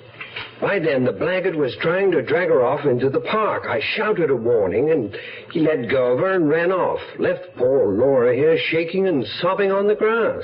Did he hurt you, Laura? No, he just handled me roughly, that's all. She'll have a few bruises, I should imagine. But Lord knows what he would have done if Julian hadn't stopped to help me. It was foolish of me to be walking by it, especially after two women have just been murdered in this area. And considering the man who accosted you might possibly have been the murderer, I think we'd better call the police. I was expecting the battered little figure of Lieutenant Detective Philippe to reappear at our door in answer to Julian's call. But instead, a pair of lesser police officers arrived to take notes on the incident and firmly caution Laura and me to do no more walking the streets alone at night. Later in the week, I was especially glad that Julian Brooke had come into Laura's life, because Norman Roxburgh, the obnoxious man in her restaurant administration class, was still giving her trouble. He even grabbed my arm and tried to keep me from getting into the taxi last night after class. I can't reason with him, Nicky. He really hurt me. As if I didn't have enough black and blue marks from that awful little encounter in the park. That is awful, but what can you do about him? I've already done the only thing I can. Switch classes. They're on the same nights, but begin and end an hour earlier. So hopefully I won't have to see anything more of Mr. Roxburgh. But a lot more of Julian Brooke? Laura only smiled, but the look in her sea-green eyes answered my question. It was Friday evening, and we were both dressing for our dates, hers with Julian, mine with Chris and Lisa and Guy Sabrin. Aunt Emily was also coming by to pick up the birthday cake she'd asked Laura to bake. Do you think your Aunt Emily's friend will like it? Oh, he should love it. According to Aunt Emily, Donald Hamill is a nice boy with a lot of soul. Leave it to your Aunt Emily to take in a couple of homeless boys off the street. That worries me, especially from the way she describes the other one. She thinks he may be using drugs. That could be risky. You know, Aunt Emily, we should all live life to the fullest while we... That's probably her now. I'll get it. But it was Julian Brooke, looking youthful and attractive, in a narrow-cut royal blue coat that set off his fair skin and dark blonde hair. I ushered him into the living room and told him Laura would be out in a few moments. He settled on the sofa with a cocktail, and as I left the room, I saw him bring out a pad of paper and a pen and start sketching. Laura had told me he was a designer of modern furniture. This time it was Aunt Emily, in a pair of plum velvet knickers, white silk knee socks, and a white silk blouse with ruffles of lace at her throat and wrists. She looked like a transplanted court page. And to my surprise, she had her 2 homeless boys in tow. Boys, this is my niece, Nicole. Nicky, this is Donald Hamill and Tony Bartha. She sat down cross-legged on the floor, as she always did, and Donald settled beside her, cradling his guitar in his lap and stroking it fondly as though it were a baby. Tony Bartha, meanwhile, stayed scowling in a corner apart from the group. Aunt Emily's sparrow-bright eyes darted at once to the sketch Julian Brooke had been doodling. It wasn't furniture design after all, but a skillful line drawing in red ink of a sailing ship, its clouds of canvas billowing in imaginary wind, the figure of an angel blowing a trumpet at its bow. That's a really far-out sketch, Mr. Brooke. Is she a clipper ship? She's the Flying Cloud, a beauty. You a sailing enthusiast, Mrs. Teasdale? Oh, yes. I love beauty in motion. You know, it's funny. I could swear I saw a very similar sketch of a clipper ship recently. Only where? Do you ever pop into the Warwick Tea Room by any chance? Of course, that's it. I go there sometimes after church for Sunday brunch. They have a whole wall of clipper ships, all done in red ink, as it happens. Precisely. They're all there. The Cutty Sark, the Moppele, the Flying Spur, Sir Lancelot, Ariel. Oh, ships have such romantic-sounding names. I must think of a magic, exciting name for my motorcycle. What do you think, Nicky? I'm sorry, Aunt Emily. I'm only glad it's winter and you're not riding that thing. Lovely girl, my niece, but so conservative. Aha! Let's hope this is that man of yours. I'll bet you he could think of a name. It was Chris with Guy and Lisa. They made a striking-looking couple. Lisa was a statuesque blonde with a Valkyrian profile, her thick golden hair braided into a coronet, adding a queenly touch to her Earth Mother figure. Guy Sabrin was lean and suave-looking, his dark satyr face set off by a pair of bushy brows that curled upward like the horns of a devil, and a carefully groomed black Van Dyke beard. A devil's beard. What, Aunt Emily? That detective investigating Kathleen Windsor's murder. He's been asking me to describe the man I saw her with in the car that day, and I couldn't for the life of me remember what he looked like. But seeing Mr. Sabrin reminded me. He had a Van Dyke beard like mine? Yes, Mr. Sabrin. The man had a beard like yours. Exactly like yours. Here's tobacco chewing, truck driving Dave Dudley for Big Red Chewing Tobacco. Chauffeur in a big machine rolling all day. How sweet it is with Big Red. Going up to New Orleans on time all the way. How sweet it is with Big Red. You notice it everywhere. More folks chewing Big Red Chewing Tobacco. truck stops and the coffee's hot and conversation's fine.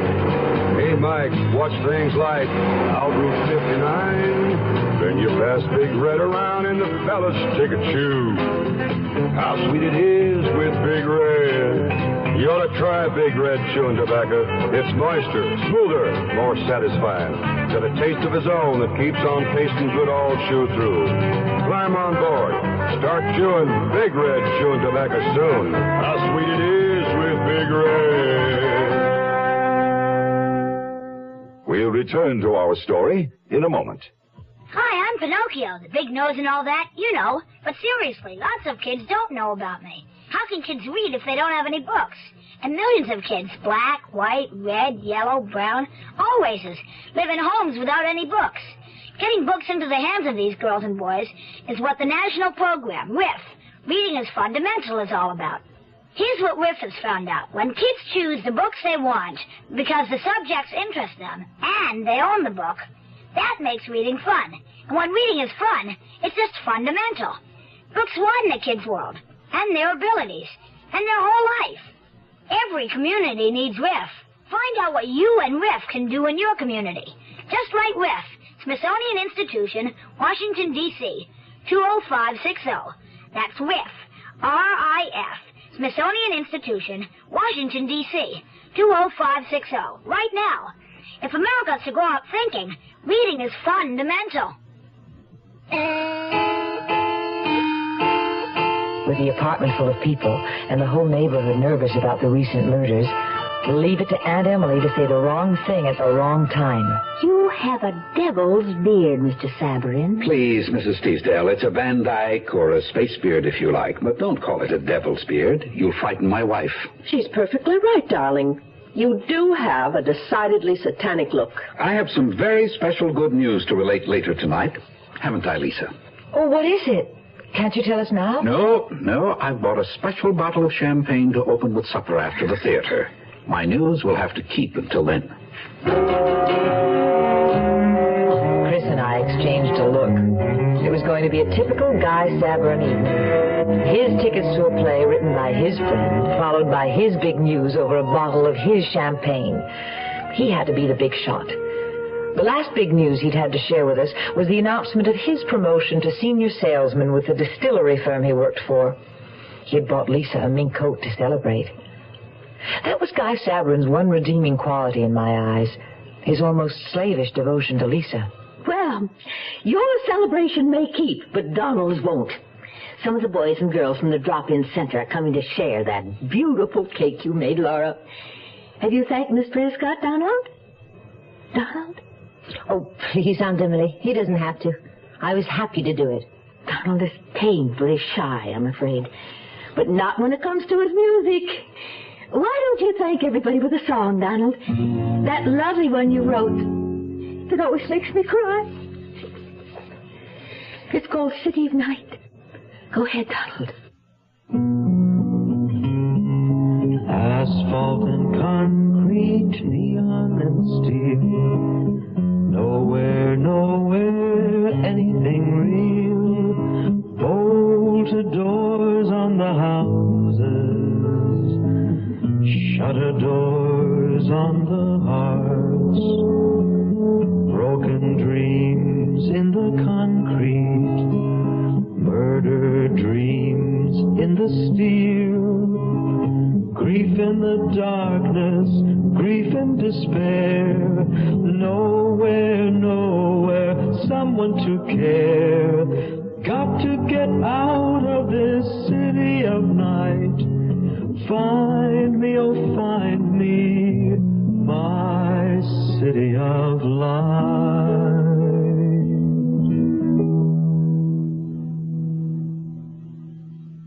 No one spoke for a moment. Aunt Emily was wiping the tears from her eyes, and I felt a lump in my throat. I'd found myself thinking about poor Kathleen Windsor alone in her apartment, the lonely, love-starved prey of a depraved killer. Then I looked at Donald and saw his sensitive mouth begin to tremble and moisture brimming in his own eyes. Donald's not used to people being good to him. My thoughtful Chris moved over to talk to the boy, while Laura put the cake in a hat box for Aunt Emily to carry home. It seemed Aunt Emily was right about Donald Hamill. He was a nice boy with a lot of soul.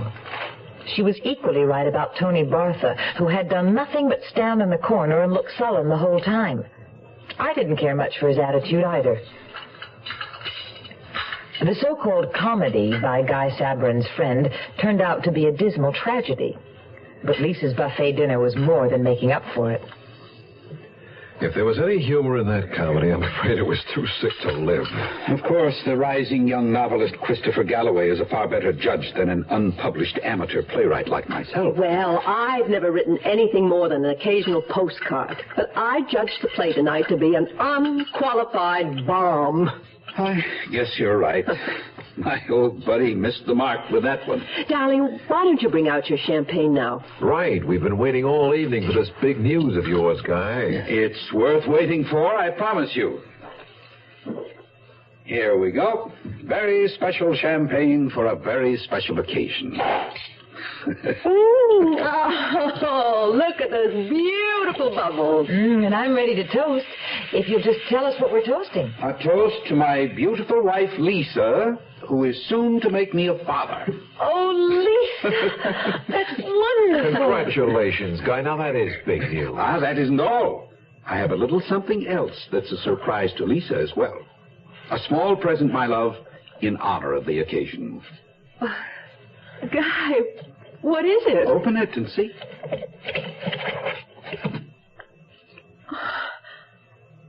Emeralds. But how? I have a bit of news all my own, darling. I was just given a bonus as the firm's top salesman. Guy, that's marvelous. Yeah, nice going, Guy. But I noticed Lisa didn't say a word. She stared at the emerald necklace for a long moment, then quietly snapped the case shut and put it away. While Chris humored Guy, I followed Lisa into the bedroom. Oh, Lisa, you're worried about something. It's not the baby, is it? Oh, no. The baby's the most beautiful thing that's happened. Then what is it? It's Guy. He worries me. A mink coat, an emerald necklace. We can't afford such things. But Guy explained. First his promotion, and now a bonus. He's making all that up. I know he is. He didn't get promoted. And there hasn't been any bonus. That's what worries me so, Nicky. Where is Guy getting so much money? Hey,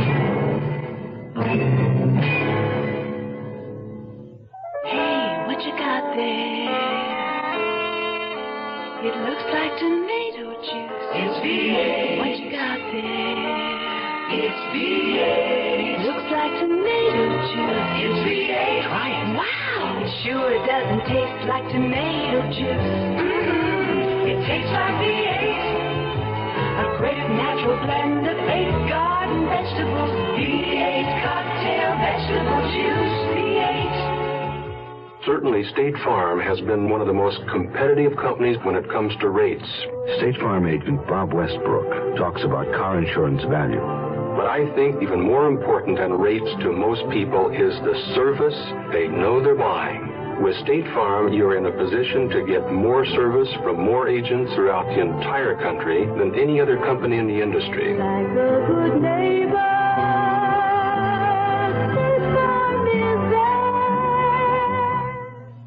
The Zero Hour continues after this. Charlotte, I'm home. The supper's not ready, Chester. Should I go back to the office? No, stay. Well, what are we having? Tuna casserole. Sure.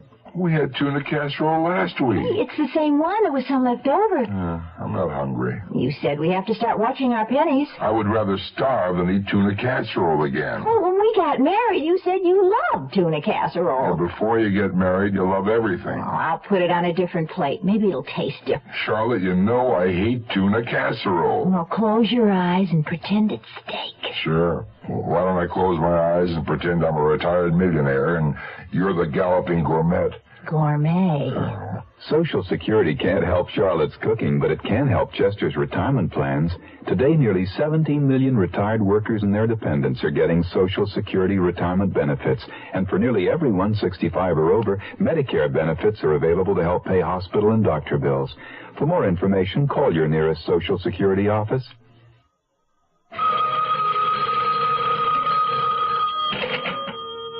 It was Aunt Emily calling to tell Laura how much everybody had enjoyed her Schwarzwälder Kirschtorte. Donald had had a successful party with the kids from the drop-in center. He had played his guitar, and they had all rapped around the clock, as Aunt Emily put it. But then she got on the subject of Tony Bartha. I've seen him hanging around Crestview Public School several times lately. Why would someone his age want to hang around an elementary school? My point exactly. And the other day I saw him talking to a man in a big flashy car parked at the corner by the school. When he saw me, they stopped talking and the man quickly drove away. Did you ask Tony about it? Yes. He said the man had just been asking for some directions. But I don't think I can take Tony at his word. Aunt Emily, do you think there might be a connection between Tony's taking drugs and... well, could he be selling them to school children? That very thought occurred to me. He's no good, I'm afraid. Certainly he's no good for Donald. Then you shouldn't be letting him stay at your house. I've decided I'm not going to any longer. I'm telling him tonight that he has to leave by Monday. He can sleep at the center until he finds someplace else to go. I hope he doesn't give you any problem about leaving.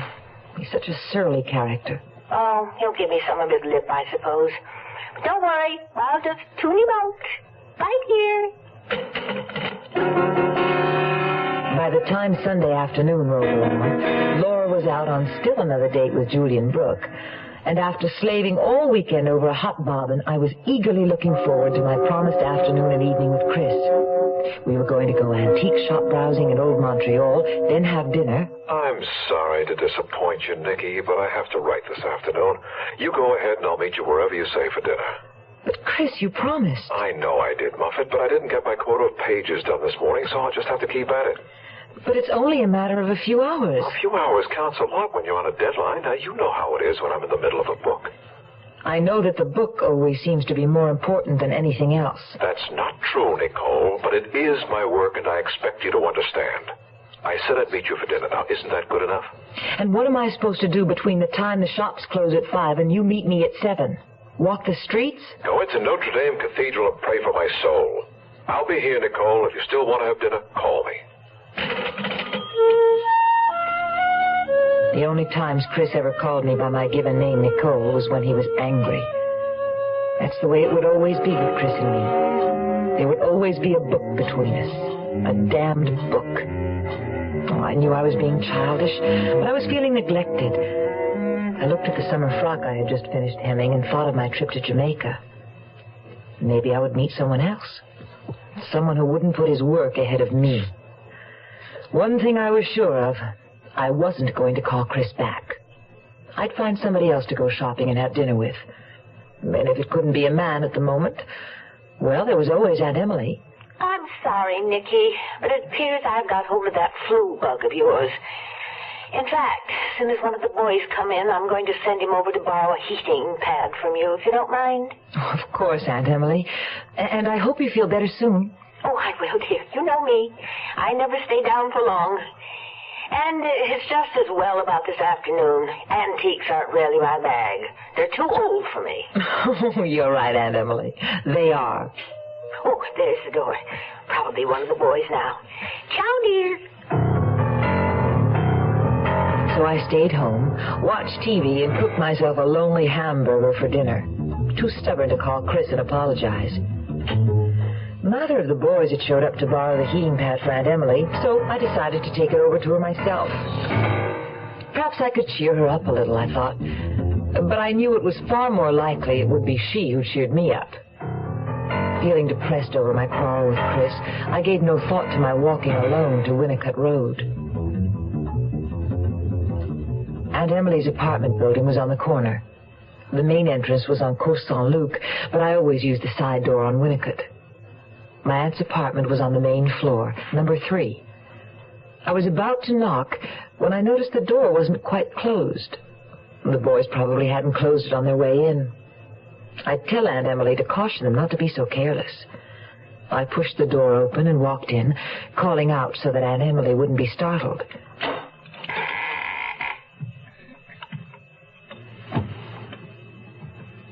Aunt Emily? Aunt Emily? It's Mickey. The apartment was deathly quiet. Aunt Emily must be asleep, I thought. I crossed the living room, passed the door to the kitchen, and stopped dead. I saw her lying there on the cold linoleum, lying stiffly on her back with her bluish-tinged, fear-contorted face staring up at me. The realization slapped me across the face. Aunt Emily had been murdered. Grief in the darkness, grief and despair. Nowhere, nowhere, someone to care. You are listening to Mutual's presentation of The Zero Hour. Now, here are the bunkers, Gene Stapleton and Carol O'Connor. The house we liked the best wasn't the one we ended up buying. It was beautiful on the outside, but we found out that there were terrible termites everywhere. It would have cost us thousands of dollars to really get the house in shape. That's right, and we didn't figure on all the increases in property tax, maintenance, and other expenses. But we went to HUG and got some very good advice. Yeah, we were pretty lucky, weren't we, Archie? Lucky? No, Edith. We wasn't lucky. We were smart. I know some people who never got as serious as us about buying a home. They've been having headaches ever since. Buying a home is a big deal. Learn about house hunting, property inspection, FHA-insured loans, and the responsibilities of ownership in a free booklet called The Wise Home Buying Guidebook. Write HUD, Department HB, Washington, D.C., 20402. What is a Harrier? It isn't a helicopter, but it could land in your backyard. Harrier. It isn't a conventional jet, but it can match the speed of sound. Harrier.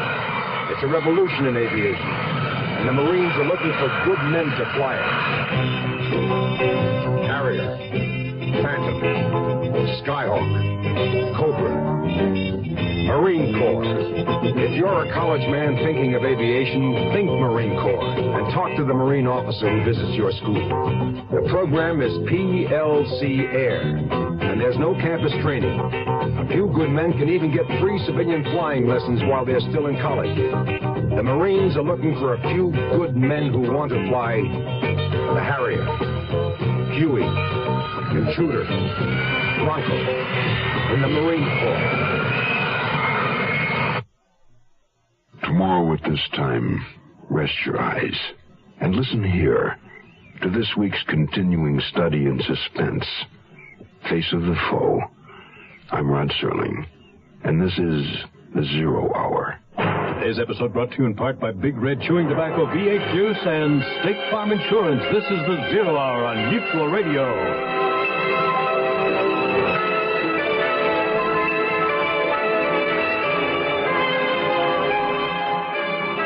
You have been listening to The Zero Hour, a presentation of the Mutual Broadcasting System in association with Hollywood Radio Theater. Heard every weekday at this time. Rod Serling is your host. Zero Hour is produced and directed by Elliott Lewis. The Hollywood Radio Theater theme was played by Ferranti and Teicher and is now available on United Artists Records and Tapes. Hugh Douglas speaking. Tune in tomorrow, and once again, rest your eyes and listen here to The Zero Hour.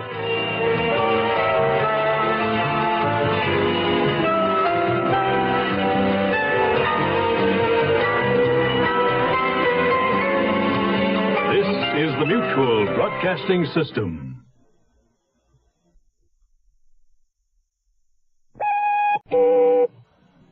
I'm Rod Serling. You're listening to The Zero Hour.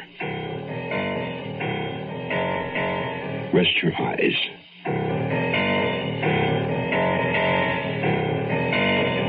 Exercise your imagination. This week, Patricia Power's eerie saga of a neighborhood besieged. Face of the Foe.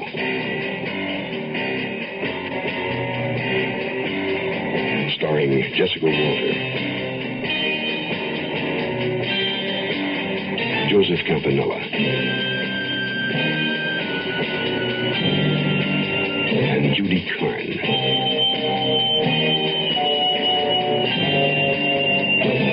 In Elliot Lewis's production of The Zero Hour.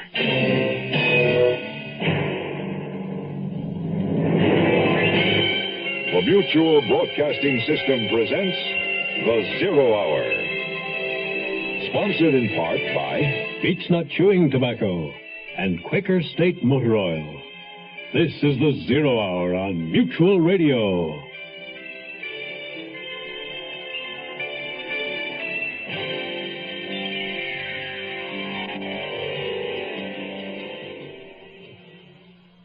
As in every winter, Montreal is crippled by seasonal blizzards.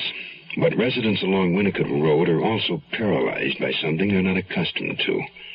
The threat of being raped and murdered. Tension in the vicinity is running high. Doors are locked and chained. Friends and neighbors eye one another with suspicion. For Laura Prescott, having been assaulted in the park, a new boyfriend has brought an element of security into her life. But for her roommate, Nicole Nugent, the killer, whoever he may be, has struck tragically close to home. The third murder victim is Nicole's own Aunt Emily, the picturesque, blithe spirit who was apparently loved by all. 3 questions linger in the minds of all concerned. Who is this madman lurking about? Why is he doing these terrible things? And finally, and most desperately, who will be his next victim? Face of the Foe continues in a moment. Hello, this is William Conrad. If you're planning a trip abroad this year, you'll be returning to the United States through customs. You'll be asked to declare, either orally or in writing, everything you've acquired abroad and have in your possession at the time. Your baggage and belongings will be examined, and during thorough examinations for illegal narcotics, you may experience a slight delay. In order to clear customs more quickly, it's a good idea to keep all sales slips and have them handy when you make your declaration. Also, do your best to pack the articles you've acquired abroad in the same suitcase. Know before you go about customs rules and regulations. For free information, contact the U.S. Treasury Department's Bureau of Customs District Office nearest you and ask for customs hints for returning U.S. residents. You'll find the Customs Office listed in your phone book under U.S. Government.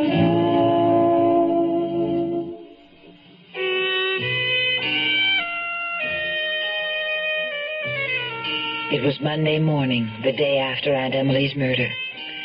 The sky was gray and heavy, with sweeps of angry black clouds that foretold a storm. The heavens, I thought, were protesting the slaughter of the innocent.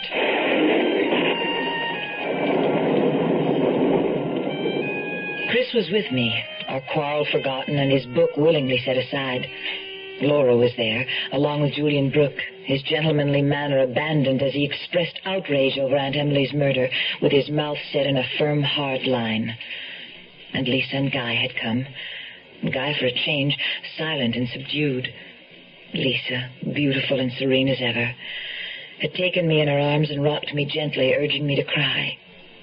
But the tears wouldn't come. And now there was Lieutenant Philippe sitting wearily across from me, his cynical gray eyes looking bleak as death. We know you're tired and under great strain, mademoiselle. We too are tired and under strain. There must be no more of these violent murders. It's too late to say that now, Lieutenant. My aunt is gone. Yes, I know how you must feel, mademoiselle, but the danger continues until the killer or killers are apprehended. There is nothing I can tell you, Lieutenant. I can't imagine who would ever want to kill my aunt. Your aunt had 2 boys staying with her. Both boys seem to have disappeared. But she was good to them. They wouldn't have any reason to hurt her, except... Except what, mademoiselle? Well, one of them, Tony Bartha, My aunt was going to ask him to leave. She thought he was into the drug scene. He might have become angry and... Then, Mademoiselle Nugent, there was someone, after all, who might have had reason to harm your aunt. I suppose so, Lieutenant. It seems there's always someone. Lieutenant, was my aunt sexually molested? No, mademoiselle. She was spared that indignity.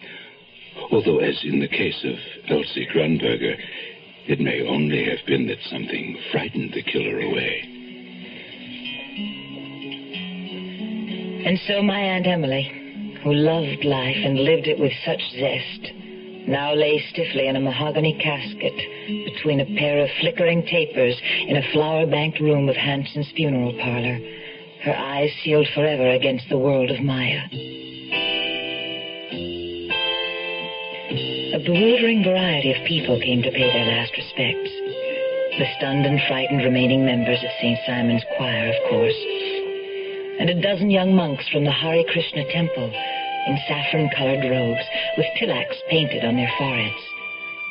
A group from the drop-in center with Donald Hamill and Tony Bartha conspicuously absent.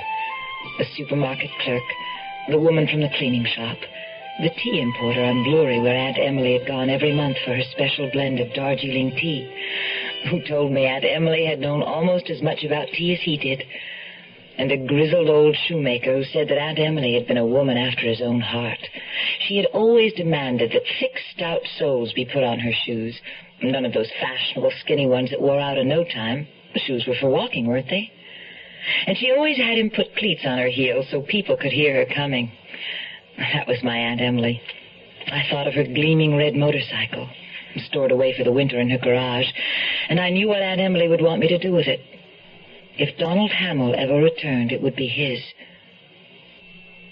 It was the night following Aunt Emily's funeral, and Chris had suggested supper for just the two of us by the fire in his comfortable bachelor apartment. You're not eating anything, Nicky. What are you thinking about? Oh, I was thinking about my trip. All this has certainly taken the shine out of it. Oh, but your Aunt Emily would be the first to urge you to go, despite everything. I know. That's why I'm going, despite everything. 3 weeks in Jamaica is just what you need. But it seems a bad time for me to go away and leave Laura alone in the apartment. Well, if you think she's nervous about it, why don't you suggest she go and stay with a friend while you're gone? Here, I think I will. Well, one thing we've decided, we're having a peephole installed in our apartment door. That's a good idea. You know, there's still that question of whether or not Kathleen Windsor and your Aunt Emily willingly admitted the murder or someone they knew and trusted. I'm exhausted from trying to figure out who did it and how. I'll just have to trust that Lieutenant Philippe will eventually catch the murderer. Lieutenant Philippe looks too tired to catch anybody. But you're right, Muffet. You try to put everything out of your mind except your trip. And giving you my answer when I get back. You don't even have to worry about that. Considering all that's happened, I can wait a little longer for your answer. Oh, Chris, you're so dear. I don't know why I keep putting you off. Little Miss Muffet sat on a tuffet eating her curds and whey. Along came a spider and sat down beside her and frightened Miss Muffet away. Is that why you've always called me Muffet? Because you elude me. It's not just my preoccupation with writing that bothers you, Nicky. That's just part of it. You're afraid of love. You like the shallows, the quiet waters. But you're afraid of the whirlpools of love, afraid of being caught up, whirled away, lost to the maelstrom. You're right, Chris. I am afraid. But you have to take chances in life, Muffet. Make an act of faith and surrender yourself to the whirlpool without fear. That's what living is all about. I knew Chris's words about life and love were true, and I was going to do a lot of thinking about them all the time I was gone. The trouble with me was I was a coward about life and love and death.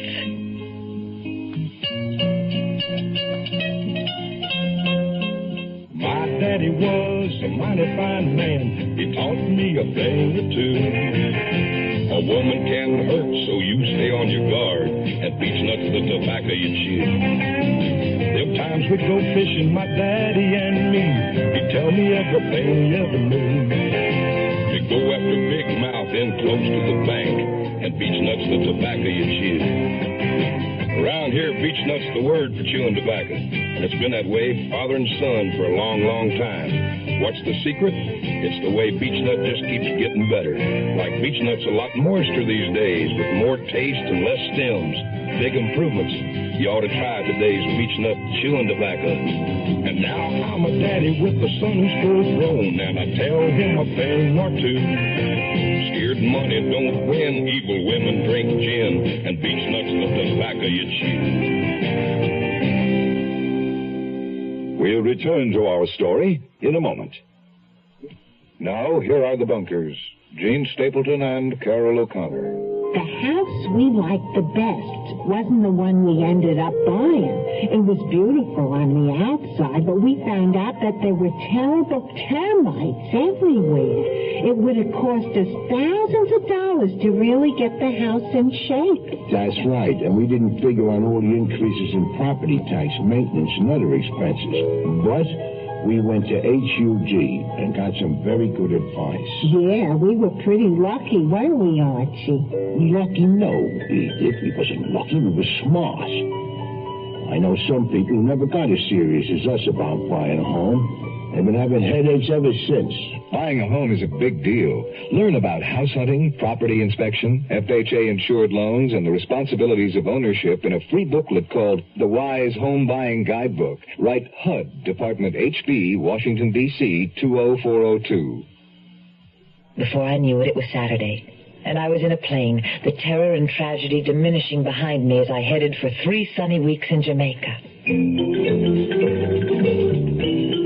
The first thing I did on my arrival in Port Antonio was enroll in the Meet the People program at the local tourist board.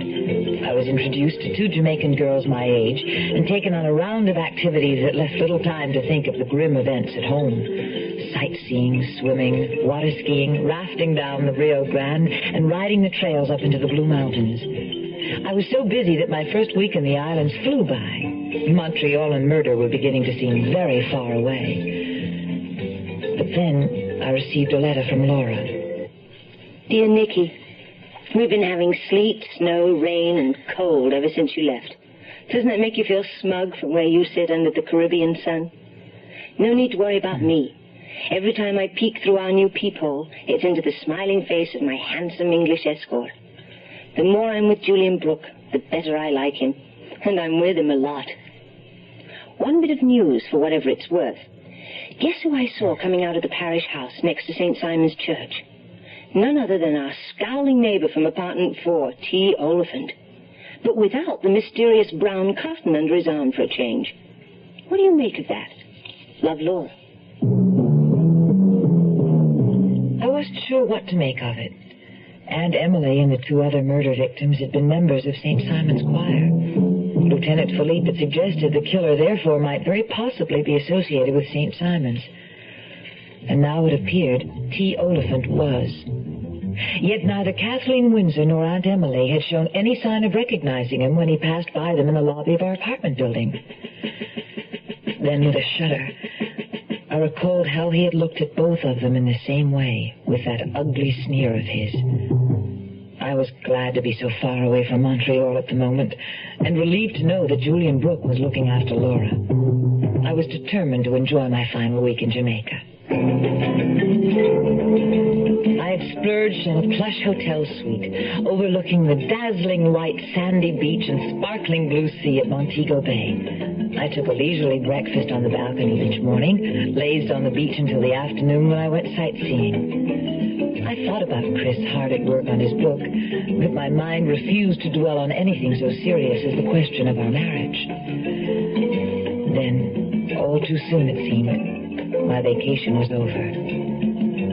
And on my very last day in Jamaica, I received another letter from Laura. Dear Nicky, I decided to take your advice after all and stay with a friend until you come back. There's been the bother of several anonymous phone calls. You know, the kind where you pick up the receiver and only hear someone breathing on the other end. A little frightening after all this murder business. Chris is in Toronto for a quickie conference with his publisher, so Julian and I will meet you at the airport. Nicky, here we are. Oh, Laura, it's so so good to see you. Hello, Julian. Welcome home, Nicole. Nicky, what a glorious tan. Wait till Chris sees you. Oh, I suppose you arranged this Montreal snowfall just for me. To make you feel at home. Laura and I had in mind taking you off to my place for a drink and a bite to eat as a bit of a homecoming celebration, if you're not too tired. I'm not too tired. I'd love it. Good, then let's collect your luggage and be off. Julian Brooke had to be a very successful furniture designer. He drove us in his sleek black sports car to an opulent glass and steel structure in Westmount, where he escorted us up to his second-floor apartment, into a spacious combination living room library, elegantly furnished with sleek modular furniture and an impressive display of rare books, paintings, and sculpture. He poured us cocktails and graciously toasted my homecoming. I could see from the look he and Laura exchanged over their glasses that their relationship had been progressing well. A few moments later, a waiter appeared at the door with a catered dinner of delicious seafood. Just one of the services of the establishment. Catered meals at the tenant's request from the Penthouse restaurant.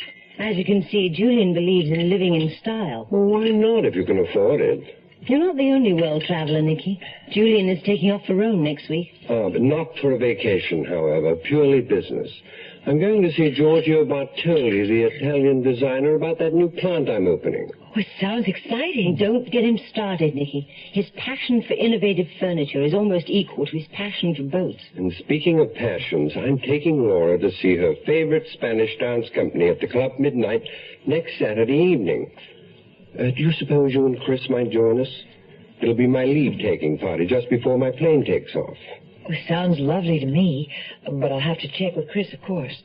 Julian will be going right to the airport. So if you and Chris come, I can ride home with you. Laura, tell me about the phone calls. The ones you mentioned in your last letter. Oh, I imagine whoever it was has become discouraged by now, since I haven't been there to pick up the phone. I'm afraid it isn't so much those calls that caused Laura to abandon the apartment while you were away. Then what was it? What else has happened? I didn't want to write you about it while you were still on your vacation, Nicky. But now that you're back, you'll have to know. Know what? There's been another murder, I'm afraid. Oh, God, that makes 4. Was it another poor woman strangled? Yes. In an apartment on Queen Mary near Godfrey. Just a block over from Winnicott Road. Was she a member of St. Simon's Choir like the others? I don't know. The papers didn't say. It was a very sparse account. The police are under a tremendous amount of pressure, I suspect. 4 murders, and they don't seem any closer to an answer. There's a little town in western Pennsylvania called Oil City where they make peace of mind. They put it up in quart-sized green and white cans and ship millions of them all over the land to people who don't want to worry about their cars. This peace of mind for car owners is called Quaker State Motor Oil. The folks who make it are experts, men who really know motor oil, because that's been Quaker State's specialty for over 50 years. Quaker State starts with the finest natural petroleum the earth provides, 100% pure Pennsylvania-grade crude oil. Then they put it through step after step of refining and fortify it to fight heat and rust and dirt and wear and give your engine the protection it needs. Quaker State Motor Oil. Who says you can't buy peace of mind? Quaker State your car to keep it running, yeah, to keep it running. The Zero Hour continues after this. What is a Harrier? It isn't a helicopter, but it could land in your backyard. Harrier. It isn't a conventional jet, but it can match the speed of sound. Harrier. It's a revolution in aviation, and the Marines are looking for good men to fly it. Harrier. Phantom. Skyhawk. Cobra. Marine Corps. If you're a college man thinking of aviation, think Marine Corps and talk to the Marine officer who visits your school. The program is PLC Air, and there's no campus training. Few good men can even get free civilian flying lessons while they're still in college.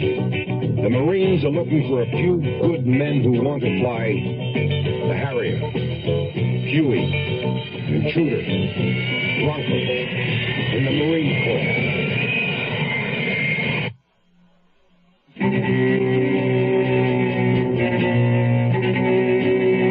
Another murder, the fourth, just 2 weeks after Aunt Emily's.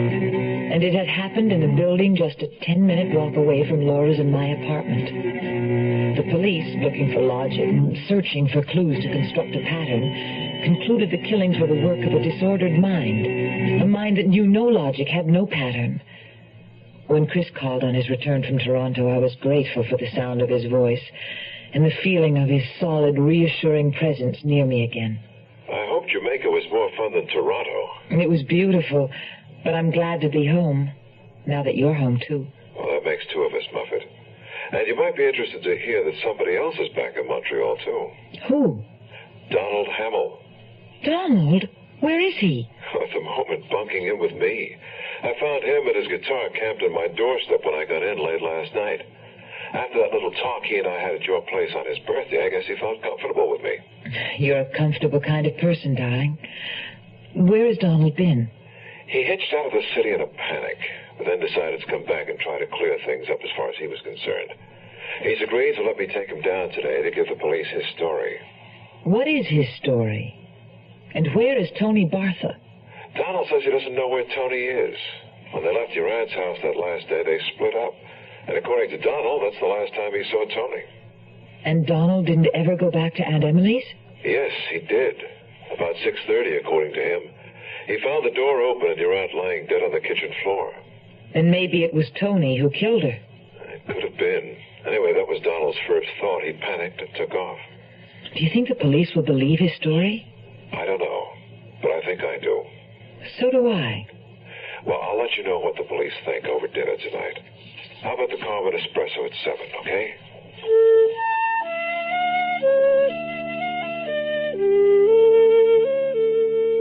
Oh, Nicky, with that tan, you're more gorgeous than ever. Oh, Chris, thank you.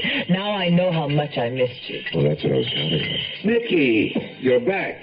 Oh, Guy, I didn't see you come in. Hello, Guy. Oh, I'm glad I ran into you, too. I have something to show you. Look. It's a surprise for Lisa. Do you think she'll like them? Why, they're really beautiful earrings, Guy. Those green stones are emeralds, in case you're wondering. I hope Lisa likes them. How is Lisa? More beautiful than ever. Maternity becomes her. Lisa could never be anything but beautiful. I know. Every time I look at her, I find it hard to believe she's my wife. Do you really think she'll like the earrings? That was Guy Saverin's big problem. He was so unsure of himself that he could never stop putting on a big show, even with his wife. Poor Lisa. I knew how she was going to feel about another of Guy's expensive gifts. Where was he getting the money to buy them? That's what I wondered. Fortunately, for the sake of my intimate reunion dinner with Chris, Guy was too eager to spring his latest surprise on Lisa to linger long at our table. Between his deadline and the extra work I found piled up at the office after my 3 weeks away, Chris and I had no other chance to be together the rest of the week. By Friday evening, I felt up to nothing more than a light dinner and early to bed. As I opened the door on the quiet apartment, I realized it was the first time I'd been home alone since I came back, since the police had issued their grisly warning. I closed the door firmly and slid the chain lock into place. As I started for the kitchen...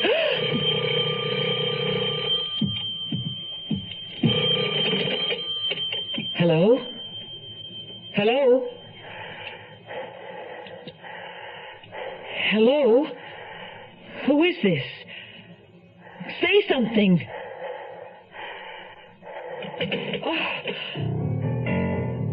I dropped the receiver back on the hook, drawing my hands away as though the phone were on fire. A chill shot up the length of my spine. I should have left the receiver off. But perhaps this time it was Chris or Laura calling home for some reason. Why be frightened of a silly telephone? Even if it was that creep calling back, I could just tell him to bug off. Hello?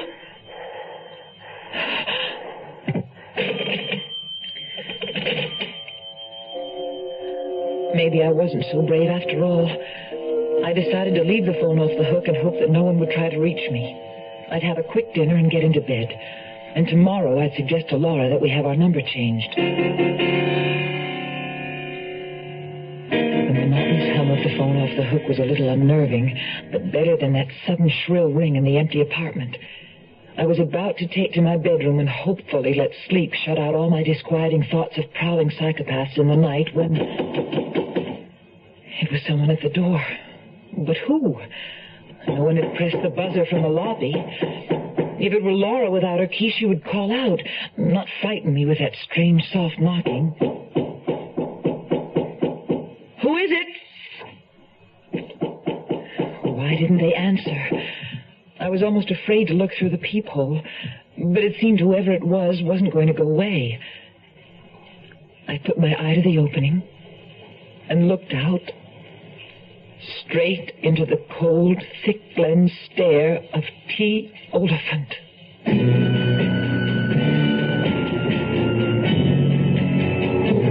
You are listening to Mutual's presentation of The Zero Hour.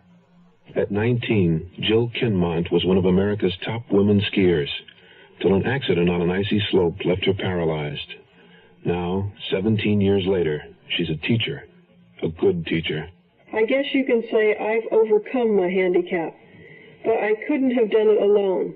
I had family, friends, people who accepted me, believed in me, and helped me believe in myself.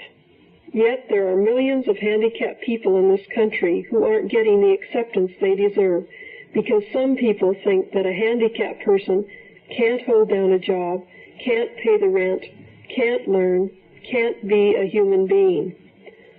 Well, unless you recognize that we are human beings with feelings, with skills, with a sense of responsibility, then you're adding a handicap we can't overcome. This public service message brought to you on behalf of the Department of Health, Education, and Welfare and the Advertising Council. One more for the road. He took just one more for the road. He took just two more for the road. Who knows why? Three more for the road. He wanted four more for the road. Who knows why? Five more for the road. He needed six more for the road. Who knows why? Well, the road was shining like a silver ribbon, and the family was looking at the view, and the kids were laughing, and they all were living, and they never even knew what hit 'em. What hit 'em? What hit 'em?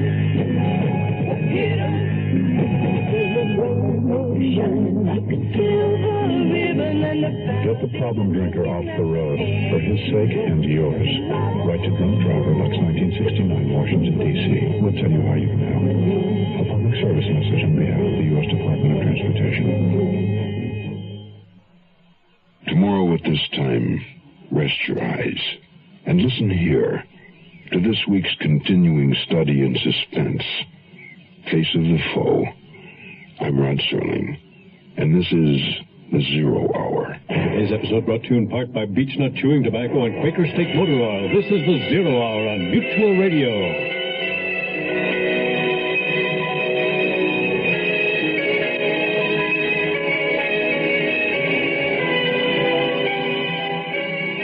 You have been listening to The Zero Hour, a presentation of the Mutual Broadcasting System in association with Hollywood Radio Theater. Heard every weekday at this time. Rod Serling is your host. Zero Hour is produced and directed by Elliott Lewis. The Hollywood Radio Theater theme was played by Ferranti and Teicher and is now available on United Artists Records and Tapes. Hugh Douglas speaking. This is the Mutual Broadcasting System. I'm Rod Serling. You're listening to The Zero Hour. Rest your eyes.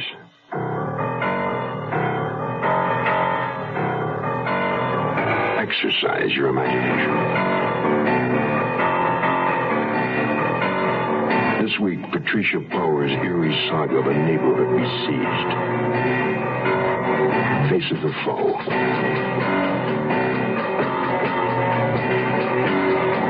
Starring Jessica Walter, Joseph Campanella,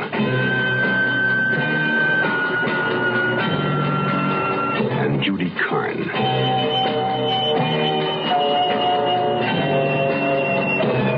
In Elliot Lewis's production of The Zero Hour.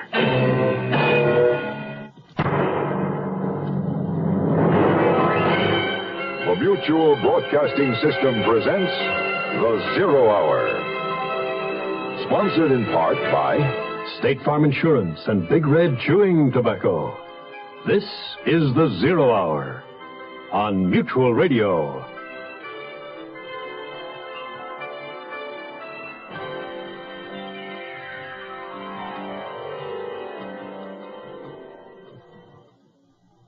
Winter at times seems interminable. After the first snowfall, the excitement is gone and it's all the same. Cold, bleak, and dreary. For Nicole Nugent, a 3-week vacation in sunny Jamaica was just what the doctor ordered. And she returned to Montreal well-tanned, well-rested, and well-healed. She had missed her friends, and that was good. Friends are everything. But she'd also missed something else. A fourth unsolved, inexplicable murder. And it was bad. It was the fourth such grisly event in a very short period of time. The victims were all women. All belonged to the same church. All lived in the same neighborhood. Nicole's. And now Nicole Nugent is spending the evening at home, alone. There's a muffled knocking at the door. And she's looking through the peephole at a face. And one that she suspects might be the face of the foe. The conclusion of our story follows after this word. Hello. My real name is Florencia Vicenta de Garcias Martinez Cardona Moss. No, it's not a new rock group. I'm known professionally as Vicky Carr. But my real message today sings out good news for all of you. A new federal aid program to provide education and training after high school, especially if you don't have the money for it.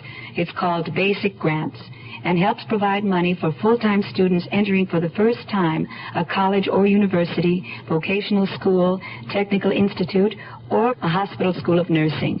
It helps you pay for tuition, books, and other expenses. Basic Grants makes it possible now to prepare for the special vocation or career you've been hoping for. And best of all, it's not a loan. That's right. You don't have to pay it back. So apply right away. Simply contact the school or college you're planning to enter, or post office, or write Basic Grants, Box 84, Washington, D.C. Buena suerte, mis amigos.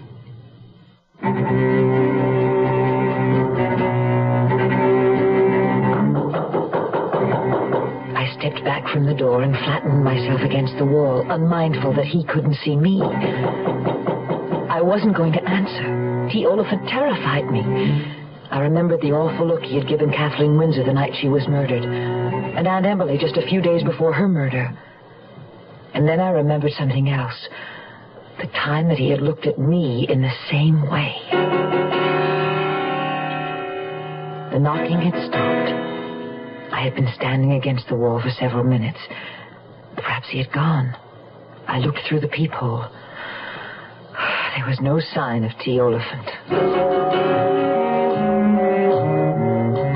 I had a dinner date with Chris before we were to join Julian Brooke and Laura to see the Spanish dance troupe at the club midnight. The festive mood of the evening, however, got off to a slow start. I felt uncomfortably out of sorts with a vague headache that I hoped would not develop into one of my crippling migraines.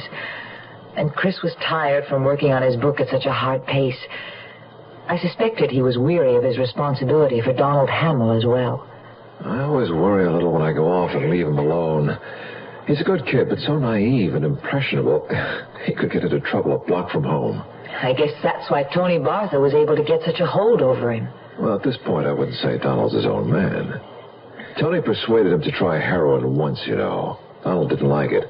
But Tony held the fact that he tried it over his head like a sword. Threatened to tell the police Donald was a junkie if he ever breathed a word about Tony's drug-pushing activities. Is Donald frightened now that he's told the police everything? No, just relieved. Like I say, he's a good kid. I like him. So did Aunt Emily. As soon as Donald knows where he's going, I want to give him her precious red motorcycle. I know she would have wanted him to have it. Oh, he'll love it. Probably almost as much as he loves that guitar of his. When we joined Julian Brooke and Laura in the Starlight Room, we found Julian preoccupied with the weather, concerned that the snowstorm might prevent his plane from taking off. If it keeps up, I think perhaps I'd better check with the airport. The storm should let up by morning. It wouldn't be too much of a problem if your plane couldn't leave till then, would it? No, I suppose not. Well, let's not let a little snow dampen our party. Now, what would you two like to drink? Nicky? Manhattan, I think. Scotch and soda for me, please. I'll tell you what, I'll go track down our waiter on my way to the phone. I may as well settle this airport business if I can, so we can all relax and enjoy ourselves. Don't be too adamant about leaving tonight, darling. You know I wouldn't leave at all if I didn't have to. It's too bad he can't wait until tomorrow to leave. He's anxious to be there as quickly as he can. The opening of this new plant is very important to him. Laura was in luck. Julian came back with the word that the airport was socked in by the storm. There wouldn't be a plane out until morning at the earliest. I'd like to say I'm sorry, darling, but I'm not. Now you don't have to dash off before the evening's over. That upsets my plans in Rome a bit, but there's nothing I can do. And of course, I'm not in any hurry to leave you alone. Well, no reason then why we shouldn't settle down to a pleasant evening. But only a few moments later, Chris was called away from the table to answer a telephone page. Julian had finished his drink and was doodling on a cocktail napkin, another ship in red ink, when Chris returned. Chris's face was set in a deep, worried frown. I'm sorry. I'm going to have to leave. It's Donald. He's in trouble.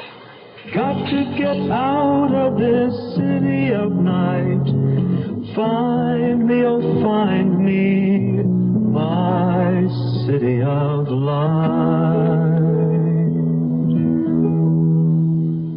Agent Darrell Hutchison of Garden City, Georgia, explains why personal service and car insurance is just as important as State Farm Mutual's low rates. We are not always the lowest price that an individual can find for insurance. So I have had people come by that have already gotten prices from other companies.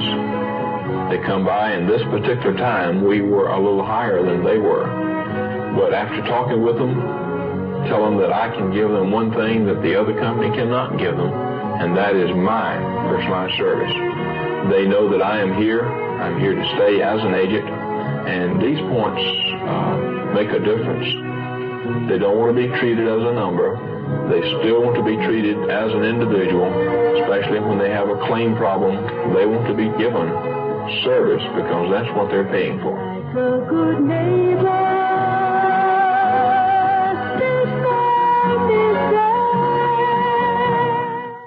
We'll return to our story in a moment.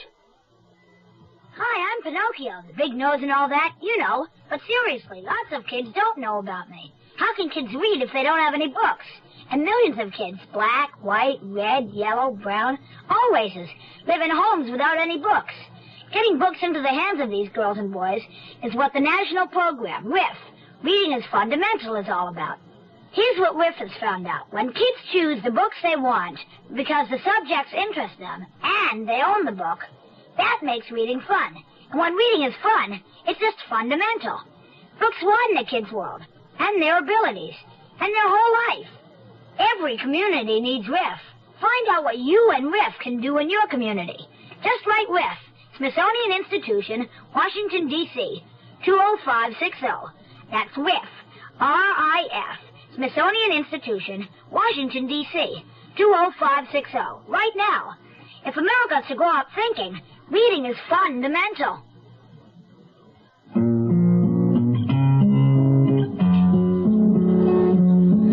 I'll be back if I can, or I'll call you later, Muffet. It's all right, Chris. Do whatever you have to. I understand. Look after my girl, will you, Julian? My pleasure, old chap. I watched Chris's big frame weave hurriedly among the crowded tables and disappear. Almost instantly, I wished I had gone with him. I was aware of the fourth chair at the table, now glaringly empty. Laura and Julian were a twosome. They didn't need me. I looked across the table at them when their faces suddenly blurred. I knew right away what was wrong. It was a migraine attack coming on. I had them 3 or 4 times a year, and I knew that after my sight blurred, a violent headache and nausea would follow in swift succession. Nicky, what is it? Oh, Laura, it's happening again. No, Nicky, not now, not here. I'd better go. It's so bright in here, and the noise. What is it? What's wrong? Nicky gets these attacks occasionally. Migraine. They're quite painful. She'll need to take the prescription the doctor gave her.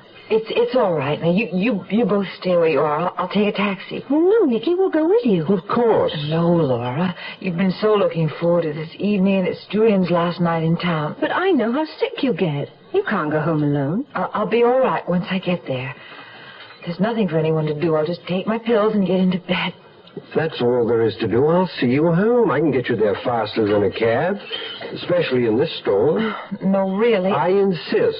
Laura can wait here so she won't miss any of the show, and I'll return as soon as I know you're comfortably bedded down. Are you sure you'll be all right alone, Nicky? Of course. Once the medicine takes hold, I'll sleep. Help her out quickly, Julian. She looks faint. I'll ask the head waiter to look out for you, Laura, and I'll be back in about 30 minutes.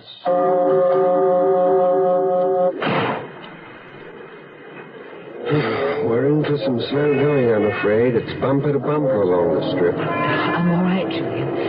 You're being very kind. Just hold on. You'll be home soon. We're here, Nicole. Now, can you make it all right?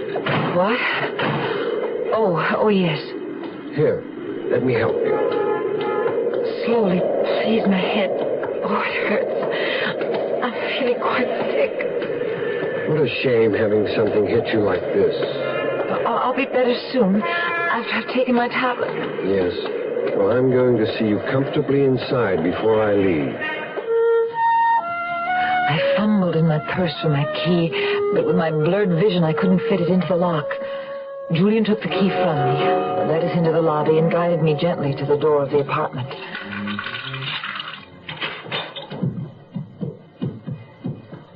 There you go. And here are your keys. Oh, thank you, Julian. I'll be all right now. You get back to Laura. She'll be worried. I want to make sure you're settled first. Let me take that wet coat. You better let me help you off with your boots.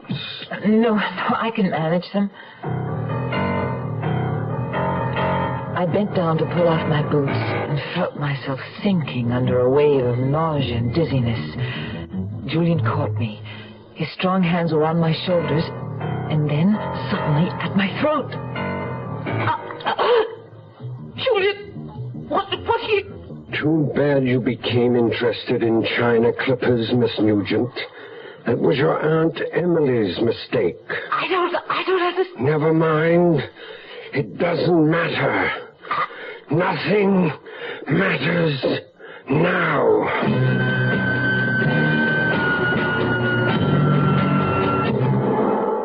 Here's tobacco chewing, truck driving Dave Dudley for Big Red Chewing Tobacco. Chauffeur in a big machine rolling all day. How sweet it is with Big Red. Going up to New Orleans on time all the way. How sweet it is with Big Red. You notice it everywhere. More folks chewing Big Red Chewing Tobacco. Truck stops and the coffee's hot and conversation's fine. Hey, Mike, what's things like out Route 59? Then you pass Big Red around and the fellas take a chew. How sweet it is with Big Red. You ought to try Big Red Chewing Tobacco. It's moister, smoother, more satisfying. Got a taste of its own that keeps on tasting good all chew through.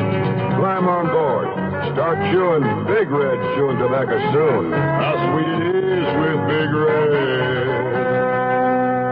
The Zero Hour continues after this.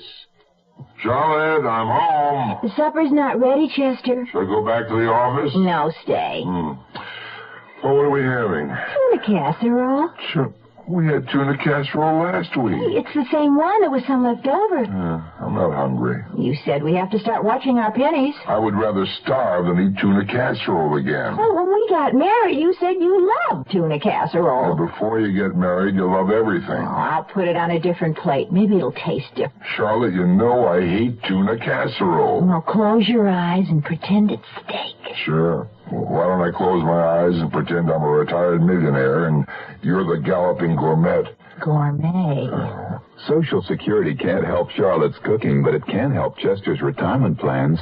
Today, nearly 17 million retired workers and their dependents are getting Social Security retirement benefits. And for nearly everyone 65 or over, Medicare benefits are available to help pay hospital and doctor bills.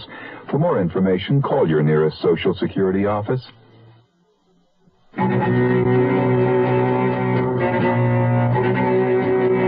Julian Brooke was the strangler. His hands were at my throat. I tried to scream through a windpipe that was being choked off.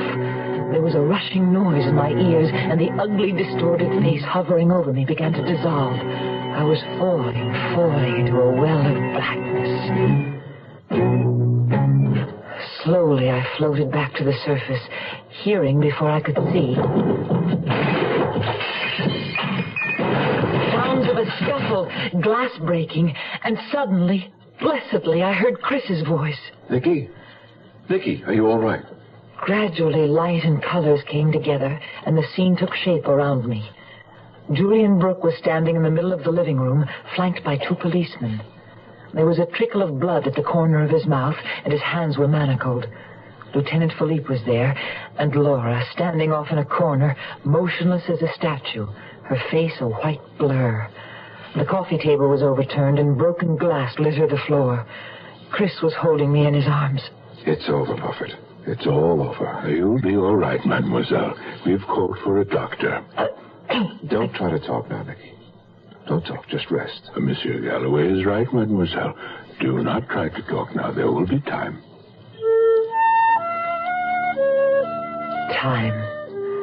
Time to sort out the terrible puzzle whirling round in my brain.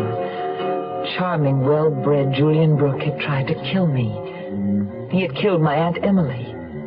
Why? What did he mean about China clippers? How did Chris and the police arrive in time to save me? And poor Laura, how was she going to take all this? Somehow that concerned me more than anything else. It's just so hard to believe that it was Julian all along. There are still so many things I don't understand. Oh, I'm not sure I want to. It's all so dreadful. I just thank God you were saved. Everything is still a jumble in my head. I hope Chris gets here soon with Lieutenant Philippe. And then you'll really hear what an utter fool I've been. What do you mean? The money for my restaurant. $50,000. I gave it all to Julian Brooke.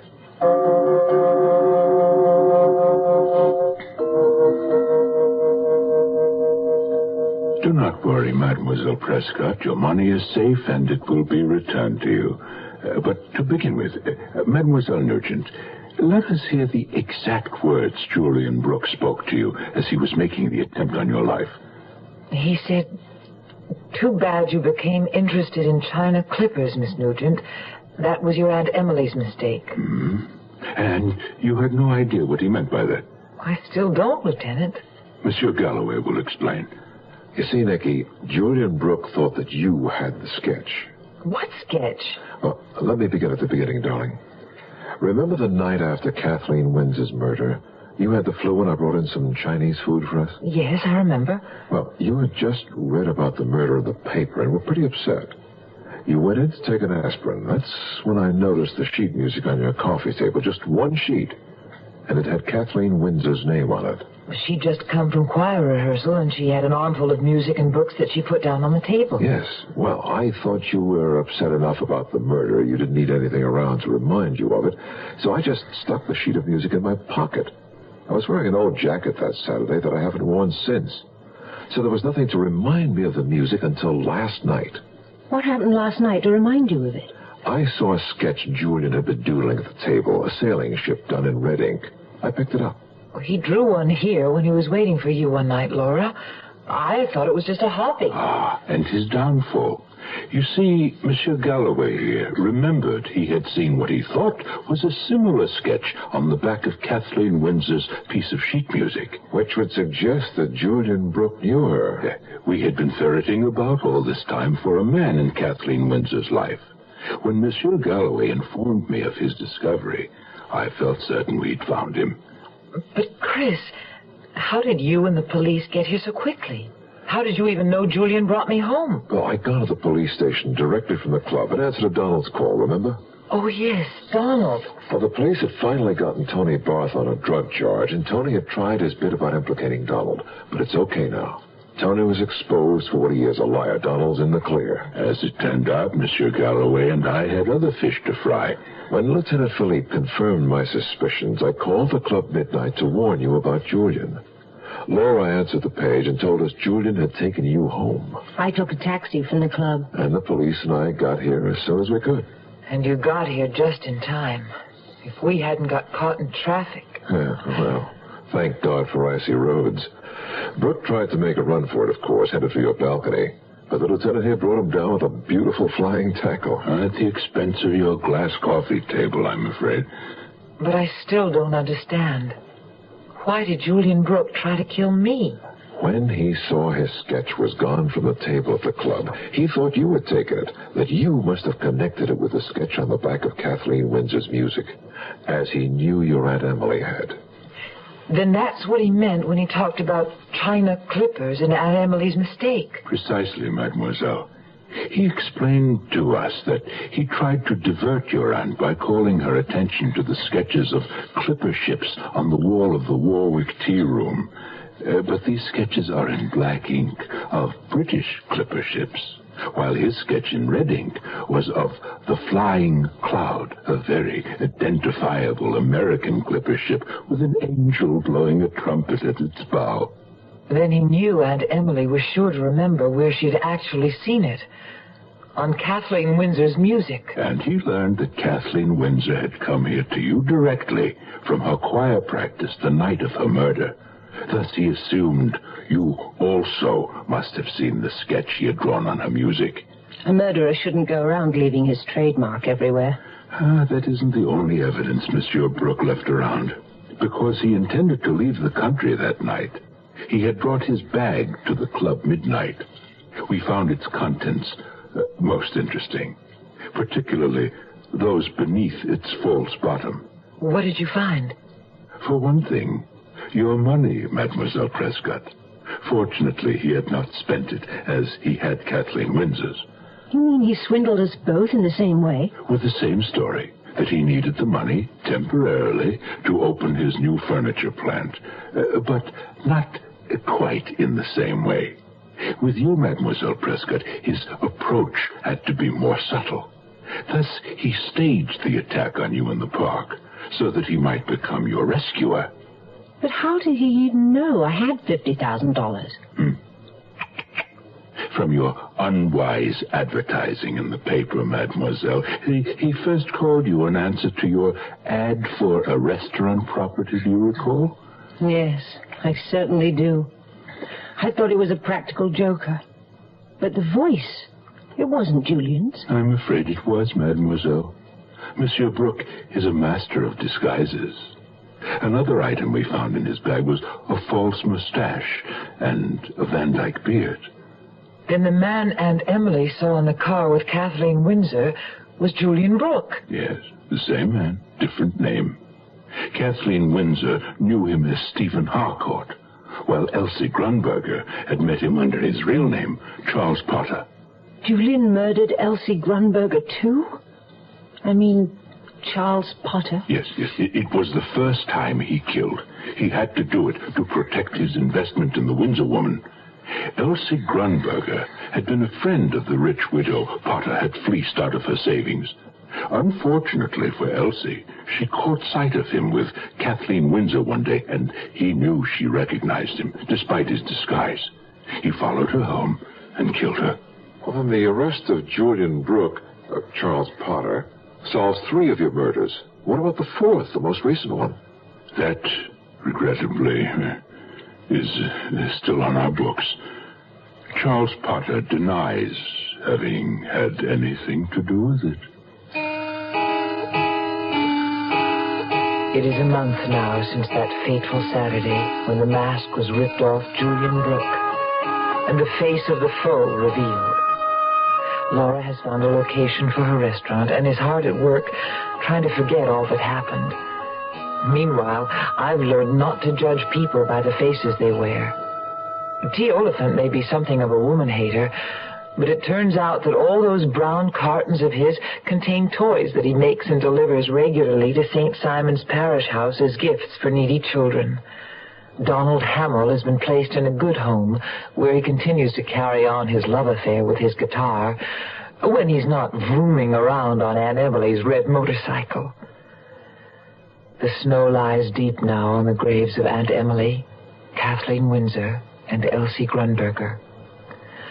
But of course, Lieutenant Philippe continues to caution us to lock our doors, reminding us that there is still a murderer loose in Montreal.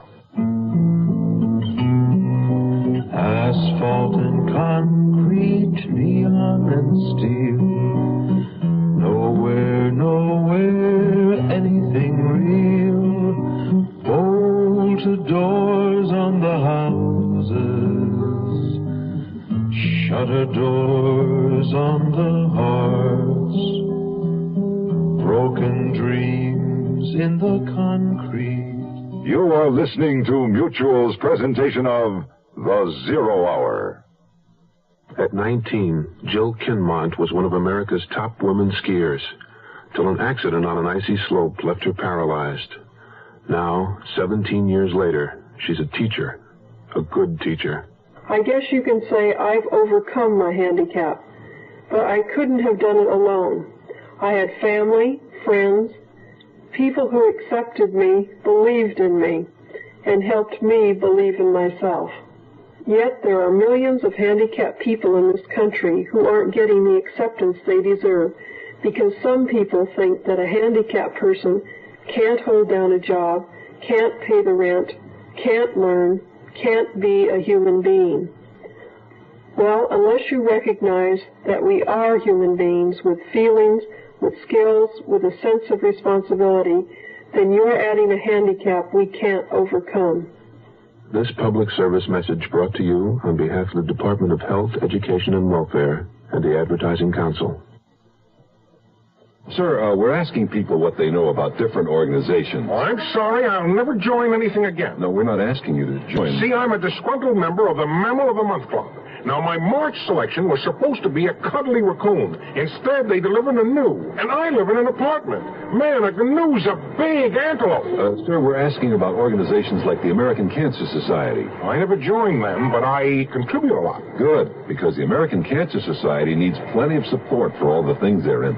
For instance, there are numerous educational activities like telling people how important checkups are and knowing cancer's warning signals. That helps save lives. I thought the Cancer Society was mostly research. No, it's service, education, research, and then some. Well, maybe I'll join the American Cancer Society. Good. The society needs volunteers as well as contributions. You know what my June mammal selection was? A South American sloth. Hangs around upside down all day long from my chandelier, my drapes, the wall sconce. Imagine a sloth on a sconce. Or was the sconce on a sloth? I don't know, but they were both. That concludes this week's production of The Zero Hour. Patricia Powers' Face of the Foe. Next week we'll begin another exciting dramatization of a tale of mystery and suspense. We'll tell our story in 5 days, at the same time, Monday through Friday. So, on Monday, rest your eyes and listen here to The Zero Hour. Today's episode brought to you in part by State Farm Insurance and Big Red Chewing Tobacco. This is The Zero Hour on Mutual Radio.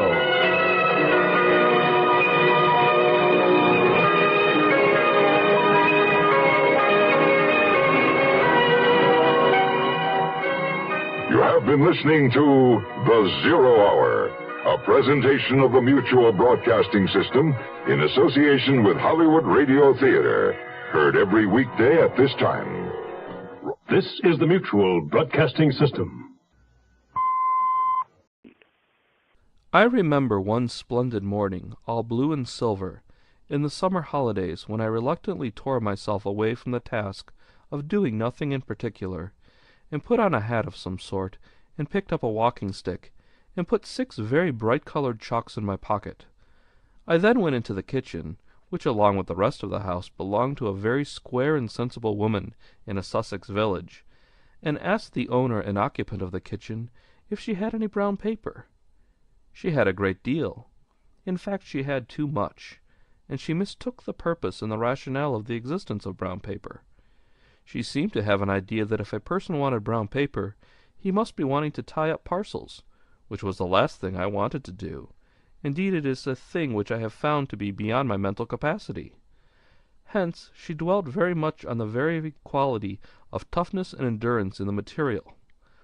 I explained to her that I only wanted to draw pictures on it, and that I did not want them to endure in the least, and that from my point of view, therefore, it was a question not of tough consistency, but of responsive surface, a thing comparatively irrelevant in a parcel. When she understood that I wanted to draw, she offered to overwhelm me with notepaper, apparently supposing that I did my notes and correspondence on old brown paper wrappers from motives of economy. I then tried to explain the rather delicate logical shade that I not only like brown paper, but I like the quality of brownness in paper, just as I like the quality of brownness in October woods, or in beer, or in the peat streams of the north. Brown paper represents the primal twilight of the first toil of creation, and with a bright-colored chalk or two you can pick out points of fire in it, sparks of gold, and blood red, and sea green, like the first fierce stars that sprang out of the divine darkness. All this I said, in an off-hand way, to the old woman, and I put the brown paper in my pocket along with the chalks, and possibly other things. I suppose everyone must have reflected how primeval and how poetical are the things that one carries in one's pocket. The pocket-knife, for instance, the type of all human tools, is the infant of the sword. Once I planned to write a book of poems entirely about the things in my pockets, but I found it was too long, and the age of great epics is past. With my stick, my knife, my chalks, and my brown paper, I went out on the great downs. I crawled across those colossal contours that express the best quality of England, because they are at the same time soft and strong. The smoothness of them has the same meaning as the smoothness of great cart-horses, or the smoothness of the beech-tree. It declares in the teeth of our timid and cruel theories that the mighty are merciful. As my eye swept the landscape was as kindly as any of its cottages, but for power it was like an earthquake.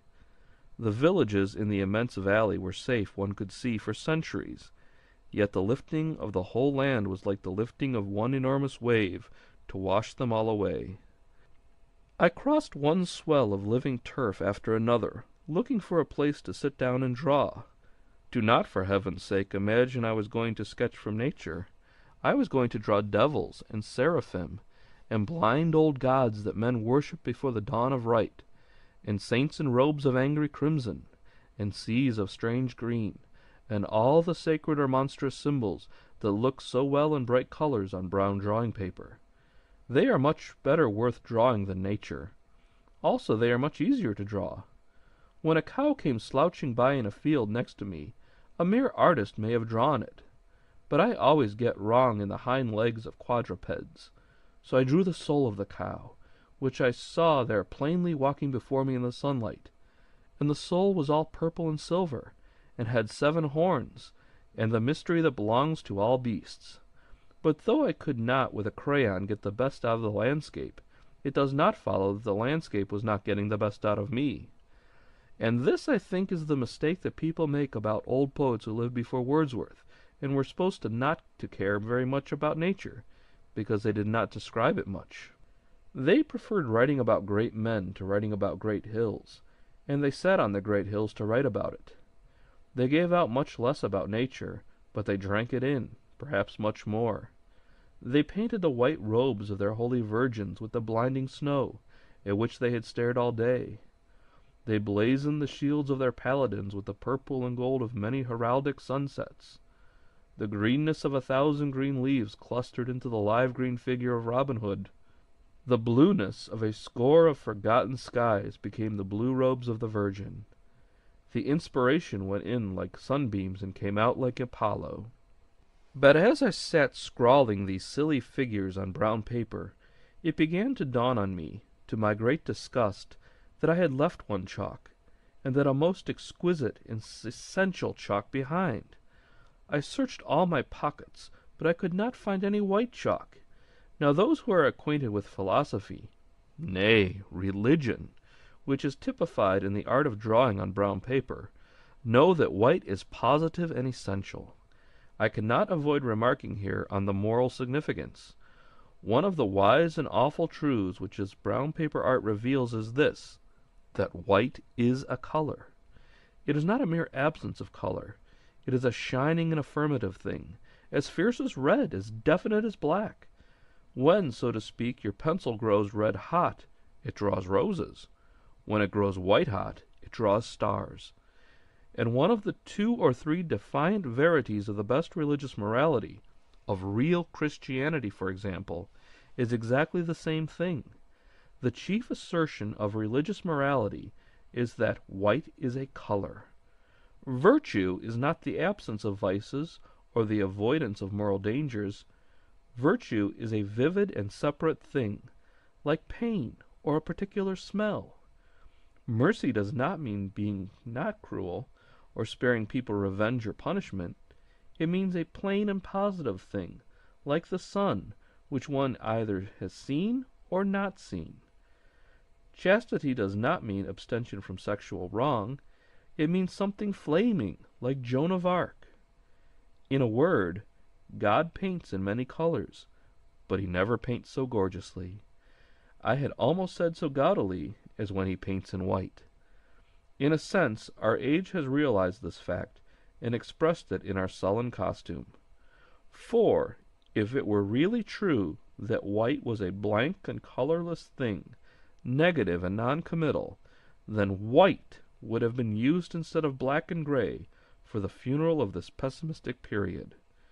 We should see city gentlemen in frock coats of spotless silver linen, with top hats as white as wonderful arum lilies, which is not the case. Meanwhile, I could not find my chalk. I sat on the hill in a sort of despair. There was no town nearer than Chichester at which it was even remotely probable that there would be such a thing as an artist's colorman. And yet, without white, my absurd little pictures would have been as pointless as the world would be if there were no good people in it. I stared stupidly round, racking my brain for expedients. Then I suddenly stood and roared with laughter, again and again, so that the cows stared at me and called a committee. Imagine a man in the Sahara regretting that he had no sand for his hourglass. Imagine a gentleman in mid-ocean wishing that he had brought some salt water with him for some chemical experiment. I was sitting in an immense warehouse of white chalk. The landscape was made entirely out of white chalk. White chalk was piled more miles until it met the sky. I stooped and broke a piece off of the rock I sat on. It did not mark so well as the shop chalks do, but it gave the effect, and I stood there in a trance of pleasure, realizing that this southern England is not only a grand peninsula, and a tradition, and a civilization, it is something even more admirable. It is a piece of chalk. End of A Piece of Chalk by G.K. Chesterton.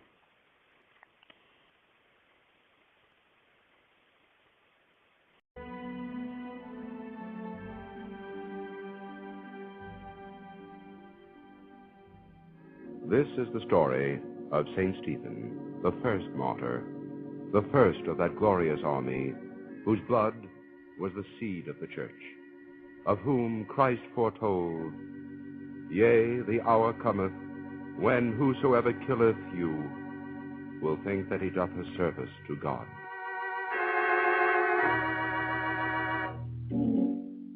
Our story begins in the deep darkness just before dawn, when a hurried knocking sounds at the door of the house of Gamaliel, the teacher in Jerusalem, and Gamaliel's daughter Sarah hastens to answer. Who is it? What do you want? Forgive me. I must speak to Rabbi Gamaliel. Is he still here? He's just leaving. He's been summoned to a meeting of the Sanhedrin. Yes, I know. My name is Stephen, and it's terribly important. Who is it, Sarah? Is it Nathan? No, Father. A young man named Stephen. Forgive me, Rabbi, but it's so important. May I have a minute? Can't it wait until later in the day? No. You see, it's about Peter and John. You know them, Rabbi. They've been arrested. Of course, the followers of the Nazarene. And that must be why the council has been called. Yes, and I've come to beg you to speak for them, Rabbi. They'll listen to you. Even the high priest will listen to you. But why have these two been arrested?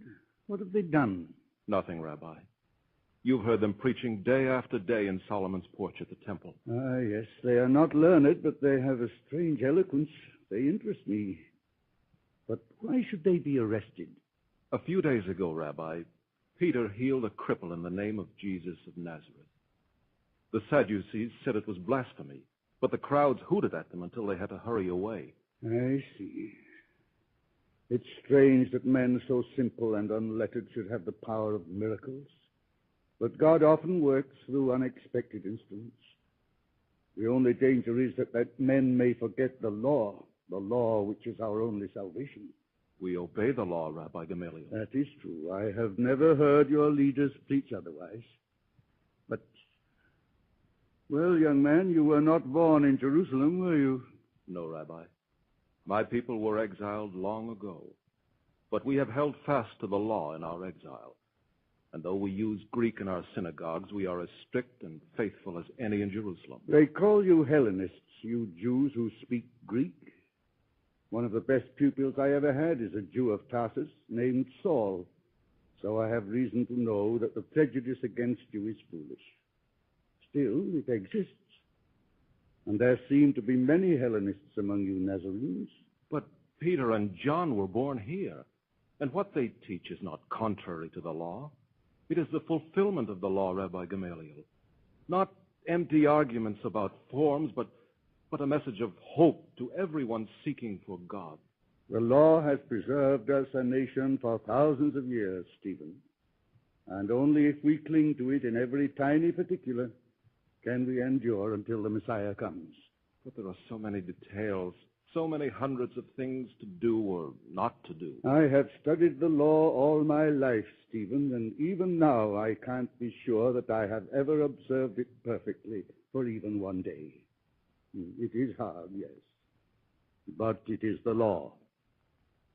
Now, as to Peter and John, I have never heard them preach anything which did not conform to the law, and therefore I shall speak for them before the council.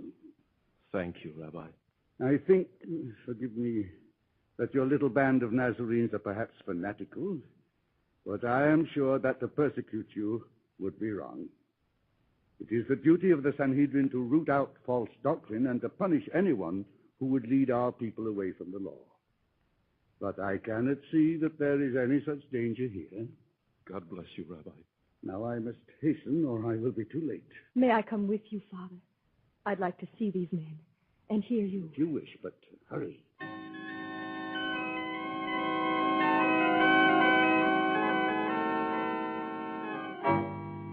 A few hours later, on the steps outside the council chamber, Stephen pressed through the crowd to reach Sarah. I can't get near your father, Sarah, and I must thank him. Tell him that his words have saved 2 lives. We're grateful, and we'll all pray for him. Wasn't it splendid? I was so afraid... Sarah, I must see your father. He will be at home later on, Mason. What on earth was he thinking of? I can't understand it. Oh, but I thought he spoke so wisely, Mason. Didn't you approve? Approve? When we could have wiped out these followers of the Nazarene once and for all this very day? I never imagined the Rabbi Gamaliel of all people would interfere. The council agreed with him, Mason. And you are wrong if you think you could have wiped out the teaching of Jesus of Nazareth just by killing 2 good and holy men. What? Who are you? My name is Stephen. Oh, a Greek Jew. And more Greek than Jew, like the rest of them. What do you know about the law? I know that the spirit of the law is to bring us close to God. And God does not care about the tongue when we pray with our hearts. But what do you know now about... Now you mustn't quarrel. Not here. Nathan is the son of the high priest, Stephen. Naturally, he's upset. My father wasn't pleased with Gamaliel, Sarah. I saw that, Nathan. He was angry. And my father was not. Perhaps that's why the council listened to my father. Sarah, I'm sorry this matter needn't concern you. Let me take you home. I'll wait for the rabbi there. As you wish, Nathan. But I think my father was right. And I'm sorry the council ordered those poor men to be scourged. I don't think they deserved it at all. Thank you, Sarah. But they will hold it in honor. Our Jesus was also scourged before they crucified him. Can we do less for him? Thank you, Father Sarah, for all of us.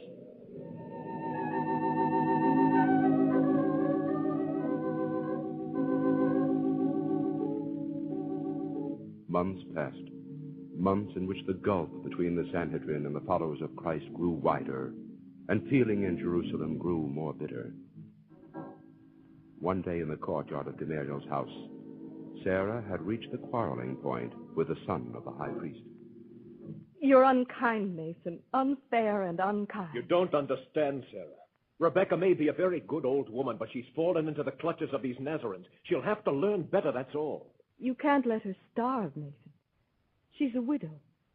She has a claim on the charity of the synagogue under the law. Let her go to Solomon's porch, then let them care for her. I don't see why you're so angry, Nathan.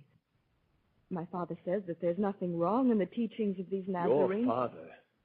Sarah, I don't understand your father, and what's more, others are beginning to wonder about him, too.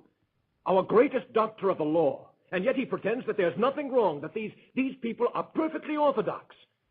Why, half of them aren't even real Jews. Greeks, yes, and even Gentiles. Rebecca is a proselyte, Nathan. Perhaps that's why she finds comfort among the Nazarenes. Perhaps they don't make her feel that the law is too good for her. Oh, why, Nathan, look. Look, coming up the gate. Why, surely it's Stephen. Yes, I recognize him. I'll ask him to help Rebecca. Sarah, I forbid you. You can't forbid me, Nathan. I obey my father. Good morning, Stephen. Wait, let me open the gate for you. Good morning, Sarah. Is your father at home? He is, but he's busy just now. A very dear friend has arrived from Tarsus. His favorite pupil, in fact. They've been talking for an hour or more. They'll be out soon, I'm sure. Will you wait? If I may. Oh, good morning, Nathan. Good morning. Stephen, I wanted to see you. I've been told that you have been put in charge of the distribution of charity at your synagogue. Yes. That is, there are 7 of us. It was too much for Peter and the others. Oh, we don't have very much money, of course, but well, that makes it all the more important to see that it's distributed fairly. It's a great honor, and that's why I came here today. Why? Well, everyone knows that Rabbi Gamaliel drew up the regulations about charity long ago. Our problems are a little different, and well, I'd hoped he'd advise us. Why, I'm sure he'll be glad to. And you wanted to see me. Why? My handmaid has an aunt, an old woman and a widow. Her name is Rebecca. I think she's a Gentile, Stephen. But ever since her marriage, she followed the law just as carefully as anyone. A little while ago, she heard your Peter preach, and she's been like a new person ever since. So happy. That happens when Peter speaks, Sarah. He's so humble, so gentle. Everyone loves him. I know. I've heard him. It's so different from those dry discussions in the temple. Well, you see, Stephen, Rebecca's been receiving a widow's dole from the synagogue ever since her husband died. But now Nathan says that she can't have it anymore. He's a Gentile, a proselyte, carried away by every new doctrine. How else can we keep such people in the law? By giving the law meaning for them, Nathan. The law isn't an iron straitjacket laid on us by Moses long ago. It's the path to lead all men to God. God's law is for his people. Ours has been the sacrifice. Ours will be the kingdom when the Messiah comes to restore the glory of Israel. What have the Gentiles to do with God's covenant with his people? The law has fulfilled itself, Nathan. Now there is a new covenant, which shall be for all people, and a new law, which is the law of love. Sarah, I told you, this is pure blasphemy. How can there be a new law without a new Moses? The prophets have told us over and over again that the Messiah would bring a new covenant. And with it the kingdom and the glory over all the nations of the earth. Has that come about? His kingdom is not of this world, Nathan. How could it be? Yet through him all nations shall turn to Jerusalem, even when the temple itself is forgotten. The temple forgotten? The temple will never be forgotten. What words are these in the house of Gamaliel? I'm afraid it's just what we were speaking of, Saul, the problem of the Nazarenes. Saul, this is Nathan, the son of the high priest, and young Stephen, a follower of Jesus of Nazareth. Yes, sir. How do you do? Saul has come from Tarsus to find out what is causing such agitation among us. I confess my first hearing isn't reassuring. How can the temple be forgotten, young man, unless the law is forgotten too? Does the Most High dwell in a house made with hands, sir? You know the words of the prophet, Saul. Heaven is my throne and the earth my footstool. What house will you make for me, saith the Lord? I'm not very good at preaching, sir. You are very welcome to come to Solomon's porch and hear Peter or John or any of the 12. A lot of fishermen. Not a doctor of the law among them. Not even one learned man in their whole company. And yet people listen to them. I have heard that they preach a new law, according to this prophet who was crucified. He was not a prophet, sir. He was the Christ. I see. He was the Messiah for whom our people has waited through hundreds of generations. And now that he has come and gone, we can forget Moses and the prophets. Not forget them. No, the commandments stand. But he has given us a new commandment, that we love one another. And now the old law, which was for our people only, becomes the new law for all people everywhere. And I say it's blasphemy and should be punished, stopped, rooted out before any more people are misled by it. I want to understand this doctrine. According to your teachings, the Messiah has come. All the years of waiting are over. And the Messiah is dead and buried, and Israel is still captive. He is not dead, sir. Ask the Roman soldiers who saw his empty tomb, if you don't believe us who saw him and heard him. Rabbi Gamaliel, is it possible that people pay attention to these ravings? The story of this Jesus is very well attested, Saul, and I can't believe that all of them are lying or mad. But what of the promise that the Messiah would bring the restoration of the kingdom? Have you read Isaiah, sir? Does not the prophet say that when the Son of Man comes, he will be given to suffering and disgrace in the eyes of men? He is the new and perfect sacrifice, and this time it is for all men. He argues well, Saul. Do you believe, Rabbi Gamaliel, that this crucified carpenter was the Messiah? I don't know, Saul, I don't know. But I do know that there is nothing in Holy Writ which makes it impossible. Is it not written, sir, that he would be rejected by his own, that the stone which the builders rejected, the same would become the cornerstone of the temple? At least I'm beginning to see why there's so much uproar about this new doctrine. If you could hear Peter speak, Saul. His voice when he speaks of Jesus always makes me want to cry. You couldn't believe evil of a man like that. Yes, the women flocked to Solomon's porch, as if a woman could understand the law. The law is enough for me. It has kept us a nation through thousands of years of persecution. And now you Nazarenes want to forget the covenant and let in Gentiles, heathens, anyone and everyone. Why not, Saul? Did God create them only to damn them? It has been our privilege to keep the law until now, so that God might save the world. Could there be a higher destiny than that? But now we have the new law, which was made from the old. I have known many who followed the law to the letter, Saul. And yet their hearts were hard, and they wore pride like a garment. Yet outside the law there is no salvation. Yourself you taught me that, Rabbi Gamaliel. I don't know. Each night I read and read again the sacred writings, praying for understanding. I am afraid afraid that I've been wrong all my life. And then again, I fear that this is a new and terrible temptation laid upon me as a test in my old age. Father, you're very tired. Come and lie down for a little while. You'll forgive him, please. He sleeps so little nowadays, he must rest when he can. Of course. I'll come again if I may. I'm afraid I wearied you, Gamaliel. I'm sorry. I'm old, Saul. You're young, all of you, and so sure of yourselves. I'm an old man and not sure of anything. God be with you. I'm sorry that our discussion distressed the rabbi. He's so kind and wise. He is an old man, of course. It's been interesting to hear you, Stephen. I'm glad I had the chance. If you'd only come to Solomon's porch, sir, you'd find others much more qualified to speak than I. Good day, sir. Goodbye, Nathan. Goodbye, Stephen. So that is a Nazarene. And there are more of them every day. Every day they preach, and every day more people listen to them. I never realized how dangerous they were. And my father can do nothing because Gamaliel insists that they're harmless. Gamaliel's an old man. Too old. Why, he talks like a dreamer.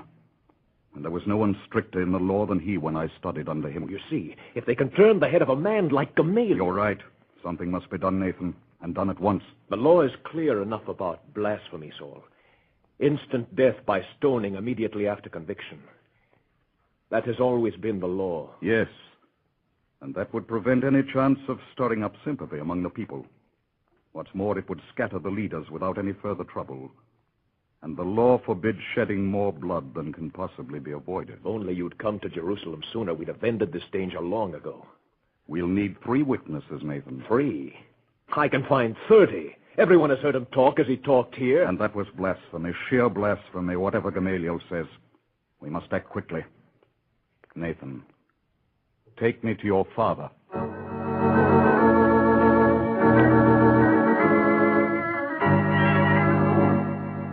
So a few hours later, Sarah rushed into Gamaliel's room and fell on her knees beside his couch. Father, wake up. What is it? They've arrested Stephen. He's being tried now, right now. I just heard it in the street. Everyone's going to the council chamber. It's like a mob. But didn't they summon me? No, and I know why they don't dare. Help me up, Sarah. My cloak. Yes, Father. Come, we must hurry.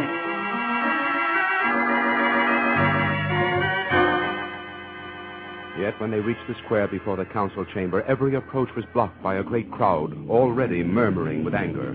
Above them, high under the portico at the top of the steps, they could see the circle of the Sanhedrin and hear Nathan's voice lifted harshly. You have heard the witnesses. You have heard how this Stephen has said openly that the condemned and crucified carpenter of Galilee was the Messiah. You have heard how he says that the very temple and the Ark of the Covenant will be destroyed, and that there will be no more need of the law. How say you? Is that not blasphemy? You know the law decrees that the blasphemer shall die by the hands of those who condemn him, silenced by stones so that he cannot corrupt the faithful. I invoke the law he has blasphemed against this Stephen. Let us hear the prisoner. What need? We have heard the witnesses. It is the law. Prisoner, are these things so? Ye men, brethren, and fathers, hear. Look, Father, look. His face.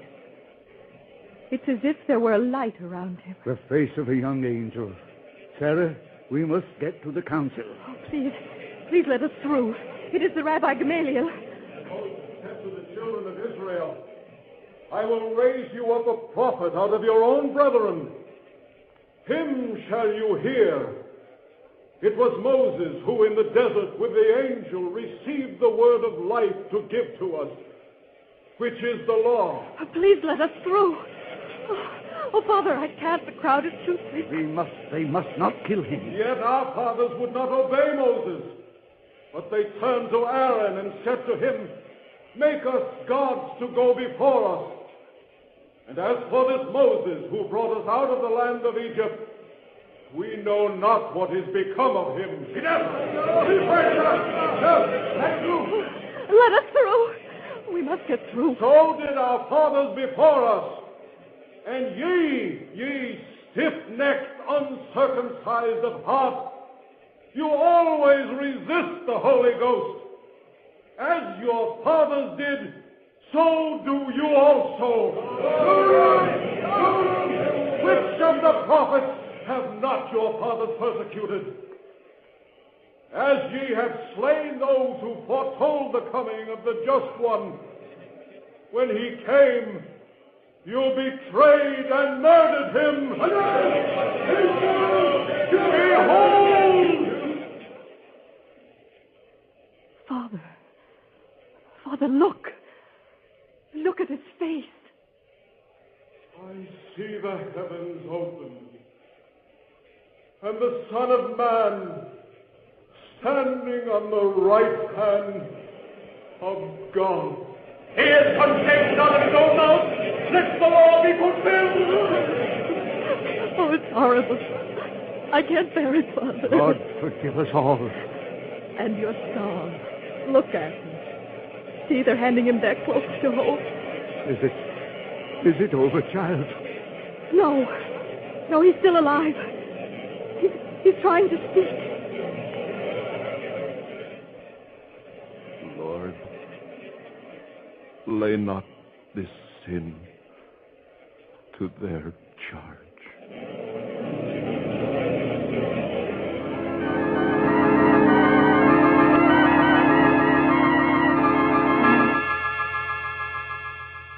When the thing was done, the crowd slunk away as crowds do when violence is ended. Slowly, with faltering steps, Sarah and Gamaliel made their way toward the terrible place where Stephen's body lay crushed and broken. Gamaliel knelt beside it, lifting it in shaking arms. And looking up, he saw Saul of Tarsus, still staring down out of a white set face, as if held by a spell. Saul, my son, what have you done? It was the law. He had blasphemed. It was the law. The old law is finished, Saul. This is the end of it. It has come to an end in death. No. You heard his words. The words of mercy and love. Lord, lay not this sin to their charge. That is the new law, Saul. He would have destroyed us all. He had to die. Perhaps he had to die, but not because he transgressed the old law. He died to show us that the old law itself is dead. And by this very act, you will scatter the teachers of the new law over the whole world. And his dead voice will cry his message louder than God's own thunder into men's hearts. I will not believe it. I will not believe it. You will not forget, Saul. You cannot forget. This dead boy has walked in the footsteps of his master, even to the gates of death, and his testimony will live. I tell you, Saul, you will never forget this murdered Stephen. And in the end, he will overcome you in the name of his master, who was the Christ.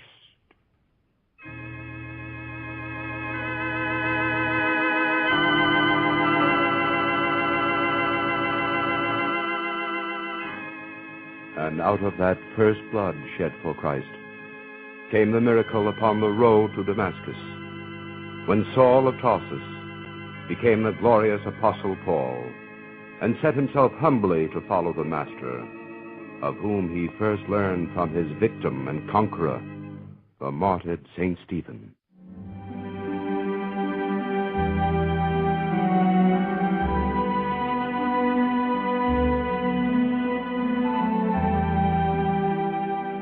Petri Wine brings you Basil Rathbone and Nigel Bruce in the new adventures of Sherlock Holmes.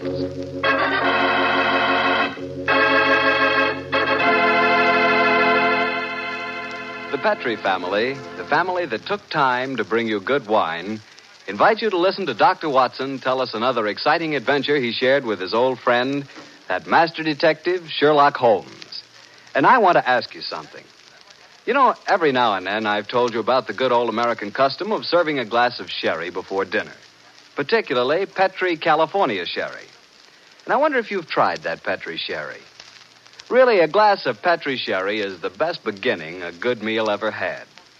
Petrie sherry is clear, fragrant, and truly delicious.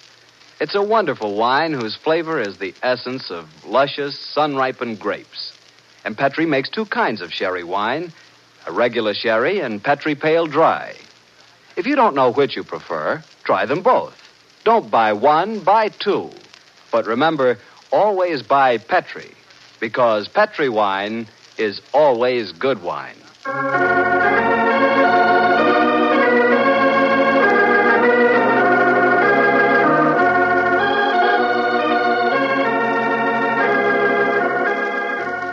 Well, I'm sure Dr. Watson's ready for us. Let's go in and join him, shall we? Come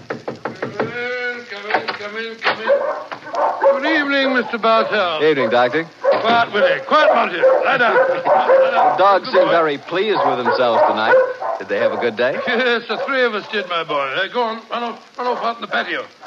I took a 7-iron and some old golf balls on the beach this afternoon. I improved my game, I think, and the dogs had a great time chasing the golf balls. On the way home, the little rascals had a furious battle with an elderly pelican, so their day was complete. I'll have to join you on one of your afternoon strolls, Doctor. You and the dog seem to have so much fun. Oh, I'll be glad of your company, Mr. Bartell. Well, draw up your usual chair, and I'll get on with tonight's Sherlock Holmes adventure. From the hint you gave us last week, I guess a Frenchman played a prominent part in the story? Yes, indeed he did, Mr. Bartell. His name was Francois Lavillard, and he was a detective of some note in his own country. The time my story begins, it was in 1889, to be exact. Lavillard had come over to London to discuss with Holmes the difficulties of translating some of his monographs into the French language. At this particular time, I was in the early days of my marriage, Mr. Bartell, and this fact, combined with a busy practice, meant that I saw very little of my old friend. He must have missed you, Doctor. Oh, he did. Well, of course, he'd never admit the fact, but to get on with my story. One cloudless June afternoon, I found myself in the neighborhood of Baker Street, and I couldn't resist paying a visit to Holmes. Mrs. Hudson was out, but having retained my old latchkey, I let myself in and mounted the familiar stairs. It gave me a strange feeling as I raised my hand to knock on what once had been my own living room door. Come in. Oh, hello, Holmes. Monsieur Holmes. Oh, I beg your pardon. I didn't know you... Watson, my dear fellow. How very nice to see you again. It's great to see you, Holmes. I'm sorry I interrupted you. No. I didn't know that you had company. Not at all, my dear fellow. We're delighted, aren't we, Lavillard? Watson, this is Monsieur Lavillard. How do you do, sir? How do you do? Enchanté, monsieur. I have often wished to meet the so charming Dr. Watson. Holmes has told me a great deal about you. Oh, it's very nice of you, sir. That it suits you, Watson. You look splendid, old fellow. Gained a little weight, haven't you? Oh, yes, a few pounds, I mean. Come, sir, sit down, won't you? You sure that I'm not interrupting you in some important discussion? Oh, no. No, mon cher docteur. We were having a good-natured argument on the relative abilities of the French criminal compared to the English. Oh, interesting. You must lend me your support, Watson. Monsieur Lavillard is convinced that the English criminal is a very dull dog indeed. Well, we've met some far from dull ones in our time, I assure you, Monsieur Lavillard. The exceptions rather than the rule, I fear, mon cher docteur. You're stubborn, aren't you, Lavillard? Believe me, my dear friend, that I will yield to no one in my admiration of your knowledge and skill. That is why I wish I could persuade you to practice in Paris. There you would find opponents really worthy of your steel. What can happen to interest you in this land of grey frogs, boiled potatoes, and pots of tea? Gracious me for myself, sir, you're not very flattering. Oh, don't be so insular, Watson. Oh, I meant no offense, my friend. Well, you say that the English criminal is dull. Well, perhaps if you were to read a published story of mine called A Study in Scarlet, you'd think differently. It tells of a very exciting adventure that Holmes and I had. I have read it, my friend. Oh, you have? An extremely gripping story, but surely you will admit that the crime was essentially of American origin. He's right, Watson. He's perfectly right, dear me. What can I do to vindicate the dishonor of the London criminal? Let me see. Oh, yes, of course. A copy of today's Times. That's fine. I shall introduce you to a section known as the agony column. Where is it now? Oh, yes, here we are. This should convince you of the color and variety of English life. The agony column? Mm-hmm. It sounds most painful. What is it, pray? A personal column is liable to contain anything from a lover's frantic appeal to his lady love to a ransom note. In my profession, I've frequently found it an invaluable medium for contacting the underworld. Yes, now, here we are. Here's something. Dear me. Oh, dear, no. Today's column seems rather uninspired, I'm afraid. May I examine it? Of course, here you are. Merci. If the lady who helped my little boy across the road at the corner of Threadwell Street and High Auburn last Wednesday at 4 will get in touch with Box 845, she will learn of something to her advantage. We can be more colorful than that in Paris, my friends. Yes, I think we can do better than that, too. Yeah, look at this, will you? The printer must have been half asleep when he set up the type for this advertisement. Will any gentleman interested in discussing cryptography and cipher writing please communicate with Box XQL 696, the time? Oh, I fail to find this message any more stirring than the preceding one. You notice the execrable printing, don't you? Indeed I do. It is all mixed up. The first word, will, starts with a capital W and a capital I. The second word, any, starts with a small a, and then has a capital N and Y. It is a shocking example of typography. And when it occurs in a paper noted for its excellence in typesetting, one realizes that this is no mistake. What do you mean, Holmes? This is undoubtedly a code message. Come now, my friend. I defy even you to make a mystery out of a printer's negligence. I accept your challenge, my dear Leviard. If you recall, the Baconian bilateral cipher depends upon the use of two sizes of type. If we group the letters in units of 5, the arrangements of small and capital letters within the group should give us the message. Now, let's see. 2 capitals followed by 3 small gives us the letter H. Then 2 capitals, 1 small, 2 more. That gives us E. H. I still think you're trying to make an adventure out of a mere printing accident. No mere printing accident could so readily fall into one of the great traditional ciphers. Now, let's see. This message reads H-E-L, help, Q, too small, Q-U-I, quilter, help, quilter, L, too small and large, elms, help, quilter, elms, there it is, yes, penge, help, quilter, elms, penge. Help, quilter, elms, penge. Well, what does that mean? Presumably that a man named Quilter, who lives at a house called the Elms, in the village of Penge, needs help. I see it now. A helpless victim held prisoner. He smuggles out this message as a harmless personnel, with strict instructions that it be printed on this art form. He knows that the amateurs of cryptography, to whom it is addressed, will decipher this call for help. Et voilà. Monsieur Villa, you seem ready to grant that adventure can exist in London, after all. The advantage, my dear Watson, of a more mercurial temperament than we Englishmen possess. Well, Villa, what about it? Shall we set off for Penge and rescue the ingenious Mr. Quilter from whatever dire fate awaits him in the elms? I'm all impatience. Splendid. Watson, I suppose you're too busy to join us. Too busy? Well, I'm in your practice. I'm sure that you have patience to attend to. Yes, of course. Yes, as a matter of fact, I have 2 further visits to make today. One to a peppery old miser who has gout, and the other to a wealthy society woman who has acute attack of hypochondria, as they call it. To blazes with to hell with both of them. I'm coming with you, Holmes, if you want me. Bravo, Watson. Then grab your hat and coat. The game's afoot.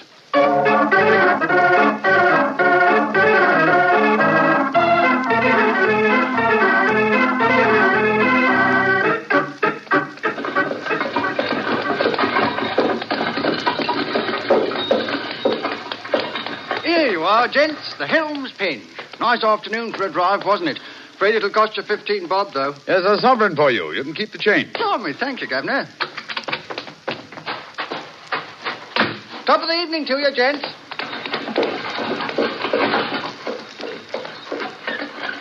So this is the Elms, eh? Quite a bit of land for such a modest neighborhood.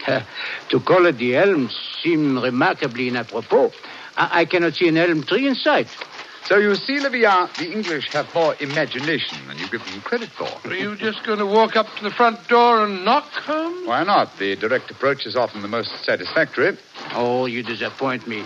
I had hoped that perhaps you would adopt one of the disguises in which you are so adept, I am told. Well, since it's unlikely that these people know me by sight, that's hardly necessary, is it? However, I trust that this little problem may reward you with some colorful highlights before we're through. Oh. Great Scott. Revolver shots. They came from the house. We are too late. Monsieur Quilter has been murdered. No, I think not.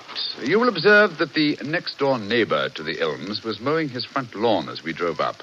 He is still engaged in the same occupation. Obviously, revolver shots attract little attention in this vicinity. Mon Dieu, you mean that violence and sudden death are so common that they do not attract even the passing interest? No, Villa. Even the British are not as phlegmatic as that. Then what is the answer to those shots, Holmes? Look, some member of this household is addicted to pistol practice. The fact that a shooting target is nailed to the back of that fence over there would further support the theory. Well, that's rather ominous, in my opinion. Well, here we are at the front door. Let's keep our wits about us anyway. Are you carrying a revolver, Dr. Watson? No stethoscope, I'm afraid. I was prepared for sickness when I left the house today, and not for crime. I, too, am unarmed. How about you, Monsieur Holmes? Only a magnifying glass, I'm afraid. Hardly a very lethal weapon. Yes? My friends and I were calling on Mr. Quilter. Oh? Who are you? My name is Sherlock Holmes, and these are my friends, Dr. Watson and Monsieur Levillac. How do you do, madam? How do you do? Is Mr. Quilter expecting I don't know. We read his advertisement in the agony column of the Times today and came down here at once. Are you a relation of his? I'm his niece. Oh. My name is Doris Faversham. Come in, won't you? Miss Faversham, I suppose it is? Yes, Doctor. It's Miss Faversham. We heard 3 revolver shots as we were walking up the driveway. They gave us quite a start. Yes, mademoiselle. We were afraid that we might have arrived at the time of tragedy. Yes, indeed. Tragedy? Oh. My hobby is revolver shooting. I was doing some target practice in the back garden as you arrived. Revolver shooting, Miss Faversham. How very interesting. I flatter myself that I'm something of a marksman myself. Oh, really? Mm-hmm. Well, perhaps we can have a match. Won't you sit down? Your challenge intrigues me, Miss Faversham, but before I accept it, I should like to see Mr. Quilter. Well, Uncle George is paralyzed, you know. Spent all his time in a wheelchair. I'm not at all sure he'll see you. Well, at least you can ask him, can't you, Miss Faversham? It is his custom at this time of the day to take a little nap. Perhaps tomorrow... Doris! He's still awake. Who's here? Yes, Uncle. Some men have come to see you, Uncle. Well, bring him in. Follow me, gentlemen.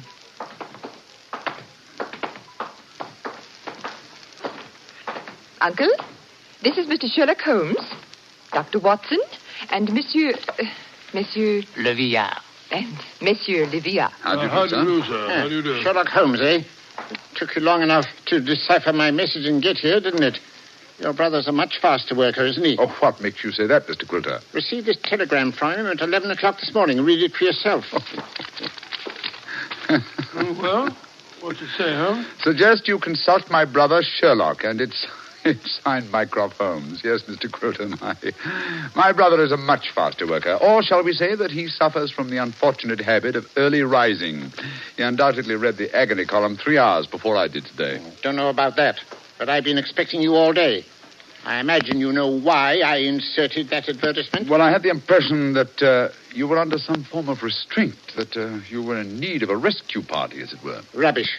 My advertisement was a piece of subtle bait. The only person that could decipher the message would obviously be someone who knew the Baconian cipher. Very logical deduction, Mr. Quilter. You see, I'm convinced, as any sensible man should be, that the so-called Shakespearean plays were written by Sir Francis Bacon. Oh, I see. But I felt that it needed a clever man to prove the fact. Mm-hmm. I was sure that anyone who was able to decipher my message was the man I needed.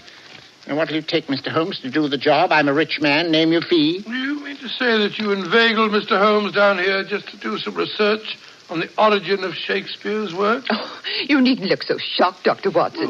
My uncle has offered to pay him a handsome fee. Well, what do you say, Mr. Sherlock Holmes? It's an interesting subject for research. I'll concede that Ignatius Donnelly and others have proved almost beyond doubt that William Shakespeare of Stratford-on-Avon did not write the plays, but I greatly doubt that Lord Bacon did. I may devote my leisure and later years to some investigation on the subject, but in the meanwhile, Mr. Quilter, I'm afraid I'm much too busy to undertake such an assignment. Please yourself. Show the gentleman out, Doris. Goodbye, sir. Good day, sir.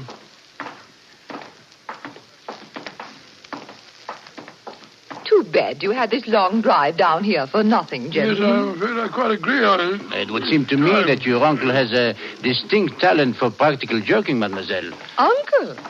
Oh, Uncle never made a joke in his life. Mr. Holmes, now that you're here, perhaps you'd like to indulge in a little shooting match. Thank you, Miss Faversham, but as I told your uncle, I'm a busy man. Good evening to you. Goodbye, gentlemen. Goodbye. Holmes, old fellow, you're losing your touch. You'd never made a blunder like this if I'd still been with you. It is comforting for an aspiring detective like myself to know that the great Sherlock Holmes is fallible. Yes, indeed. Then am I to assume that I must continue the case alone? What do you mean, continue the case? There isn't one. Quilter's in no danger. He's in desperate danger. What? I'm only afraid I may be too late to save him. But we have just spoken to the man. Oh, no. Did neither of you notice the traces of fresh loam on the boots of that supposedly paralyzed man? Gentlemen, I fear the agony column has led us to murder.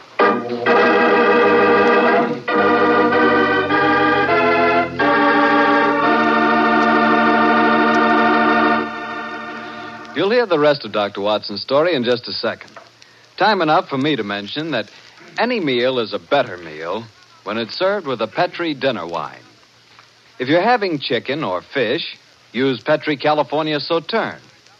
Petri Sauterne is a subtle, delicately flavored white wine that looks and tastes like captured sunshine. If you're having a roast or chops or any kind of meat or meat dish, then by all means serve Petri California Burgundy. Petri Burgundy is a hearty, full-flavored red wine. One of the most delicious red wines you ever poured from a bottle. Why not get a bottle of each? Petri Burgundy and Petri Sauterne. Then, no matter what you have for dinner, you'll surely have the right wine, a Petri wine. Well, Doctor, why did you have to break off your story there? Well, I had to break it off somewhere, Mr. Bartell, and that seemed to be the most exciting spot. It certainly was. I was convinced that the great Sherlock Holmes had been fooled for once. What happened next? Well, my boy, needless to remark, we did not get into a cab and go back to London, but let me pick up the story at the same place that I broke it off. As Holmes said... Gentlemen, I fear the agony column has led us to murder. Murder? There was fresh earth on the soles of his boots, you say? Distinct traces, proving that the man in the wheelchair was not paralyzed. And that man, whoever he is, was impersonating Quilter to put us off the track. And the real Quilter may have been killed, eh? I'm afraid so. Let's stop here for a moment, shall we, while we make our plans. This hedge will hide us from the house in case they're watching from the windows. Now, this isn't a hard picture to reconstruct. There undoubtedly is, or was, a paralyzed Baconian scholar named Quilter. He managed to smuggle out that ingenious plea for help, but Mycroft's unfortunate telegram gave the game away. I see it now. The people in there, holding him prisoner, forced him to reveal what he has done, eh? What they may have done to him, heaven alone knows. One of the criminals, guessing from the telegram that I might appear on the case, posed as the crippled Quilter. What's our next move, Holmes? Remember that singularly unattractive young lady skilled with a revolver? We must search the grounds as unobtrusively as we can. Search the grounds? For what? I can answer that question, Monsieur Doctor. We search for signs of the freshly turned earth of a grave.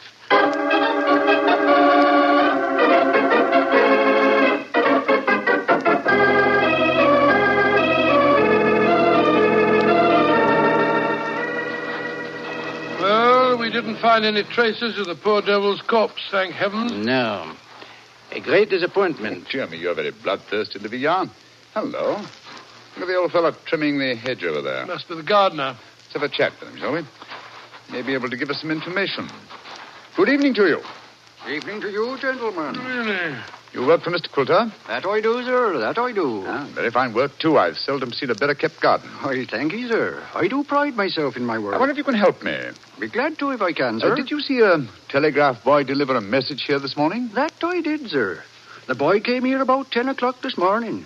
I was clipping the front edge at the time. And you've been working here ever since? Yes, sir. Brought my lunch with me today and ate it in the garden. Has anyone entered or left the house since that telegram was delivered? No, sir. No one except yourself. I see. I suppose you occasionally run errands for Mr. Quilter? Not much these days, sir. The poor old gentleman keeps his chair in the house pretty much all the time, sir. I did run a message for him yesterday, though. You did? Where to? Well, sir, I was pruning the rose bushes under his study windows when the window opens and his hand comes out with a message. He told me to take it to the village office of the Times and to tell him to print it just the way it was. He looked kind of worried when he gave me the message, and he whispered to me, just as if he was afraid in his own house. I'm much obliged to you. Here's 5 shillings for your trouble. Oh, thank you, sir. Much obliged to you, I'm sure. Good evening.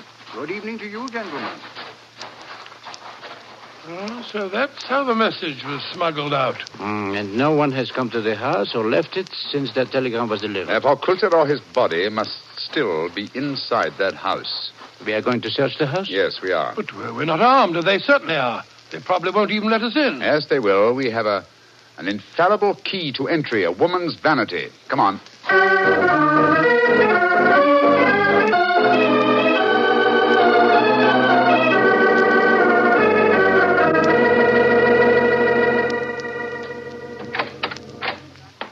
Oh, so you came back.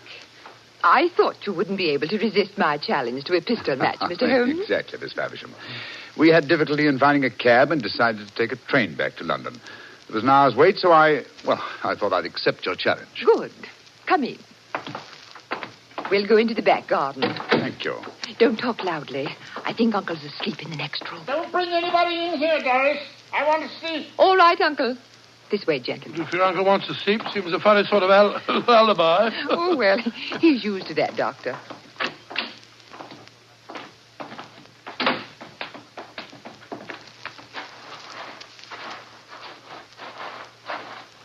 Here we are. This is the 50-yard range, Mr. Holmes. 3 shots. Best aggregate score wins. How much do you want to bet? You name the stake. Name the stakes, Miss Faversham. A sovereign? Certainly. You take the first 3 shots? Very well. I must just check that it's loaded. Yes, 6 bullets. All right, here I go.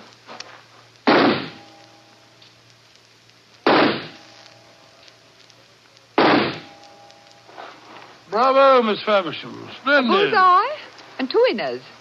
I can do better. Your turn, Mr. Holmes. Doris, who are these men? Friends of mine. I'll introduce you in a minute, Geoffrey. We're in the middle of a match at the moment. Your turn, Mr. Holmes. The revolver, please. Here you are. Thank you. You're sure you know how to handle a revolver? Oh, quite sure, thanks. And why are you pointing it at me? Because I want you to raise your hands above your head. You too, whatever your name is. Doris, who are these men? Put up your hands. I shan't hesitate to shoot, I assure you. Come on. That's it. What in heaven's name do you think you're up to? Finding out what became of the real Mr. Quilter. Search the man, Watson. Right you are, Holmes. Yes, go into the house, will you, and search it. Yes, but of course. Hello, this man had a revolver on his hip. Keep him covered with it. Here, stand still, you. Now, sir, who are you? From your resemblance to the man in the wheelchair that we saw earlier, I should say that you're a member of the same family. We're both relatives of Mr. Quilter. That's right. My name's Davies. I'm from the Australian branch of the family. Relatives, yes. And doubtless you stood to inherit his estate in the event of Quilter's death. You moved in on this defenseless old man, terrorized him, lived off him, and finally found it necessary to destroy him. You're talking absolute rubbish. She's telling the truth, and you know it. I can tell by your expressions. Move back into the house, both of you. Come on. And keep your hands raised. All right, that's it. Come on. Lead the way into the study. The man posing as Mr. Quilter is still there. We heard him call out as we came in. Yes, we might as well confront the 3 of them together. Yes, he's still seated in the chair. He seems to be asleep. Leah! Did you find anything? Not a trace of the missing men, Monsieur Holmes. Davis, What did you do with Mr. Coulter? I didn't do anything with him. Of course not. He's sitting there in that chair. It's no good lying to us. We know that man's an imposter. This is a fantastic situation. Nobody has left this house since the telegram arrived, and nobody has come to it, and yet Mr. Coulter has vanished. Good Lord, how can he sleep through all this talk? You'd think he'd been drugged. Villa, we're idiots. You are unquestionably the most promising detective in France, and some people have been kind enough to grant me a similar status in England, and yet my old friend Watson has just solved the case. Nothing. I was just too happy to... What? Solved it? Well, how? Listen to the breathing of that man in the chair. What? He's been drugged. There sits the real Mr. Coulter, the persecuted victim who sent a cipher message for help. The man we spoke to earlier. Was you, Mr. Davies, impersonating Coulter. After you'd received us, you took off your disguise, adopted an Australian accent, and then hid your drug victim by placing him in his own wheelchair, knowing that would be the last place we'd look for him. And they would have kept him here until we had gone and then murdered him. What a devilish plot. Well, what have you got to say for yourselves? It was Geoffrey's idea, not mine. I didn't have anything to do with it. That's a dirty lie. You were in this as much as I am. Oh, this is splendid, simply splendid. Please continue the argument. It'll make interesting evidence in court. You can't take us into court. Of course you can't. What's the charge? Quilter's still alive, isn't he? When Mr. Coulter revives under Dr. Watson's ministrations, you will be charged, I have no doubt, with attempted murder, abduction, sequestration, duress, and probably several other counts. Monsieur Villard, if you will find us a cab, we'll take these miscreants to Scotland Yard. Our work is done.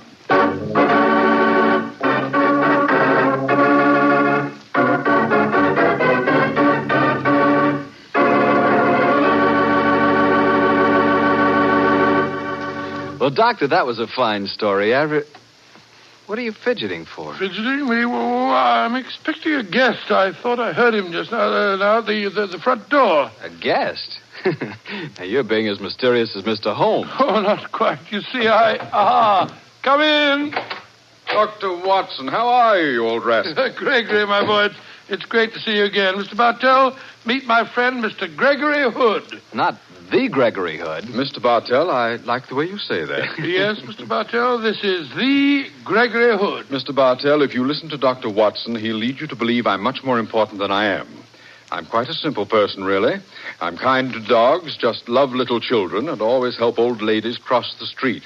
I also know how to make a fire by rubbing two sticks together. Yes, and unlike my old friend Holmes, you pretend to know very little about criminals and crime, and yet you're one of America's outstanding criminologists. So I've heard. A hobby, Mr. Bartell, a hobby. My real business is importing, headquarters San Francisco. Need any old masters? Perhaps I can sell you a nice piece of jade, or would you rather have a bit of old Balinese sculpture? Now, wait a minute. This is all a little too fast for me. Yes, you learn that Gregory is a little too fast for everybody. But, Mr. Bartell, I'm sure you'll get to know Mr. Hood a good deal better. You see, as I've told you, I've always wanted to take a trip back to England, and now I have a chance to do so. But, Doctor, won't I see you again? What about our stories? Oh, I shall be back in the fall, but meanwhile, I've asked Mr. Gregory Hood to get together with you at this time every week and tell you some of his experiences. Which, of course, makes me feel very important. Mr. Hood, as you know, has been involved in many famous cases dealing in crime. His importing business and his hobby criminology are a strange combination. I learned that he keeps a diary of these cases, and it's a fascinating book. The case book of Gregory Hood. The case book of Gregory Hood. Sounds intriguing. Intriguing? Huh. It certainly is. Thank you. Well, then I can tell all our friends, be sure to listen next week at the same time and every Monday night through the summer to The Case Book of Gregory Hood.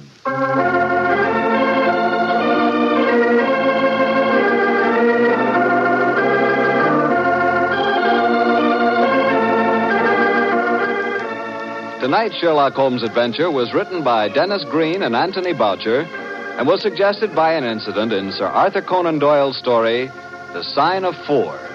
Music is by Dean Fossler.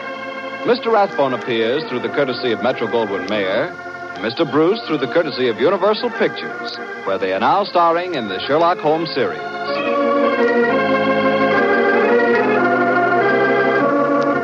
The Petri Wine Company of San Francisco, California, invites you to tune in again next week, same time, same station.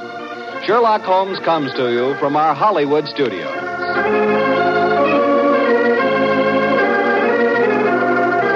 This is Harry Bartell saying goodnight for the Petri family. This is the Mutual Broadcasting System. Adam Hatch presents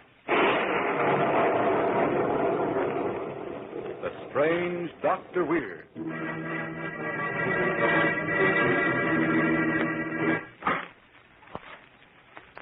Good evening. Come in, won't you? So what's the matter? Surely you're not nervous. Or perhaps it will help calm you if I tell you a story I heard just the other day about a fortune that can be yours for the taking. All you have to do is go and get it. I call the story The House Where Death Lived.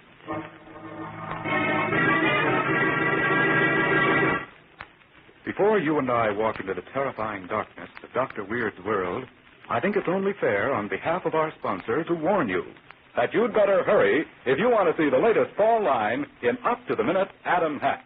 Believe me, gentlemen, there's no better hat value anywhere in America than an Adam, worn by the famous, favorite of millions. There are thousands of Adam hat shops and authorized dealers from coast to coast. Stop in your nearest Adam hat shop tomorrow. Now, Dr. Weird. My story, The House Where Death Lived, begins with two men crouching in the bushes, staring at a great lonely old mansion on top of a windswept hill. Well, there it is. Spooky old joint. Yeah, I don't like this job. Hey, you're nuts. We couldn't ask for anything easier. Yeah, but somehow that place gives me the creeps. What do you mean? You're a detective, remember? A private dick here to protect the old boy. Yeah, all right. Well, okay, let's get on inside and tell the old guy the detectives, Murphy and Smith, are here. Now, wait a minute. In town, they said old man Crawford has a handyman who stays with him until after dark and then goes home. We're going to wait. I'd rather see the old man alone. You get me?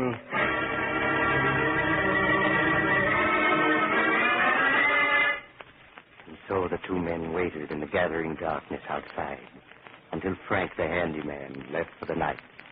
A few moments later, they banged the old bronze knocker on the front door of the ancient house. Yes? Who is it?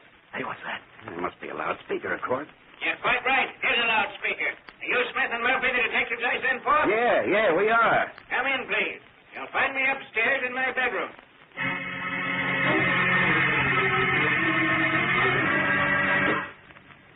A minute later, old Joshua Crawford, sitting up in bed, surveyed his two visitors. So you're my detectives. Which of you is Murphy and which of you is Smith? I'm Sam Murphy, and this is my partner, Bill Smith. I'm glad you're here. Very glad. I have work for you to do. In a vault in the cellar are jewels worth $250,000. And those jewels must be carefully guarded, because they're bait for a trap I'm setting. A trap to catch 7 murderers. Trap to catch 7 murderers? Yes. 10 years ago, I was a wealthy man. I had a home on Long Island, and I had a daughter whom I loved. I had a son-in-law who was like a son to me. Then one night, when I was away on business, a gang of thieves, 7 of them, invaded my house. They were after the jewels I kept in a vault there. A vault to which only I knew the combination. Hey, do you mean to say... Shut up. Go on, Mr. Crawford. Those 7 men would not believe I was the only one who could open that vault. In the end, they killed my daughter and her husband. Huh? I see. So you're that Crawford, huh? Yes. I spent my entire fortune trying to trace the criminals. In the end, I succeeded. Huh? You did? Yes. I learned their names. They were called Big Jim Donovan, Trigger Thompson, Nicky Lavender, Tony Morton, Freddie Lake, Johnny Frisco, and Lefty Williams. A tough bunch of monkeys. How do you know they're guilty? I know. I spent $1 million to find out, and all my money was gone. All but the jewels for which my children were murdered, those I kept. I came here with them to bait a trap for murder. You mean that... Listen, I know where 5 of those 7 men are. All except Johnny Frisco and Lefty Williams.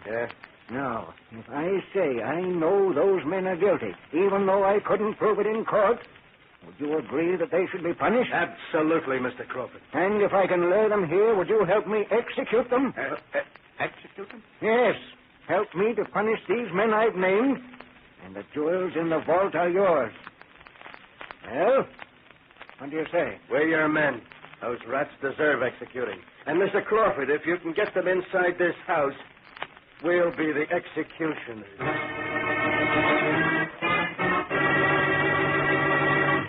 In just a moment, we'll return to our story and learn what happens to the murder trap set by old Joshua Crawford. Meantime, I believe Dr. Weird would welcome a brief escape from his shadowy world. Am I right, Doctor? Yes. Yes, young man, you are right. All of us welcome the world of bright sunshine, far from the terrors of the night. I could say more, but... You rest a moment, Doctor. I'll say more. How pleasant it is, gentlemen, during these bright days of fall sunshine to step along knowing you're feeling right and looking right. And nothing gives that right look to a man like a really smart fall hat. Next time you're near an Adam hat store, stop for a minute and glance into the window. Some style, huh? Notice the variety of fall hats on display. Then step inside and try one on. You'll find the hat for you. Perfect fashion, perfect fit, no matter what shape head you have. See the latest Adam 5, genuine hand block, fine all-fur felt hat. Up to the minute in style. Price? Only $5. They're America's famous hat value. Other Adam hats are $3.45 to $10. Now, I see Dr. Weird is ready for the rest of tonight's play. Doctor? Now to continue my little story of the house where death lived. Old Joshua Crawford, promising to tell the detectives more about his strange plan for vengeance in the morning, has dismissed them and fallen asleep. And Smith and Murphy are talking. The idea of him trying to punish 7 tough killers. Yeah, there's something about this setup I don't like. Forget it. It's just lucky sent for us. Our good luck, see? Someday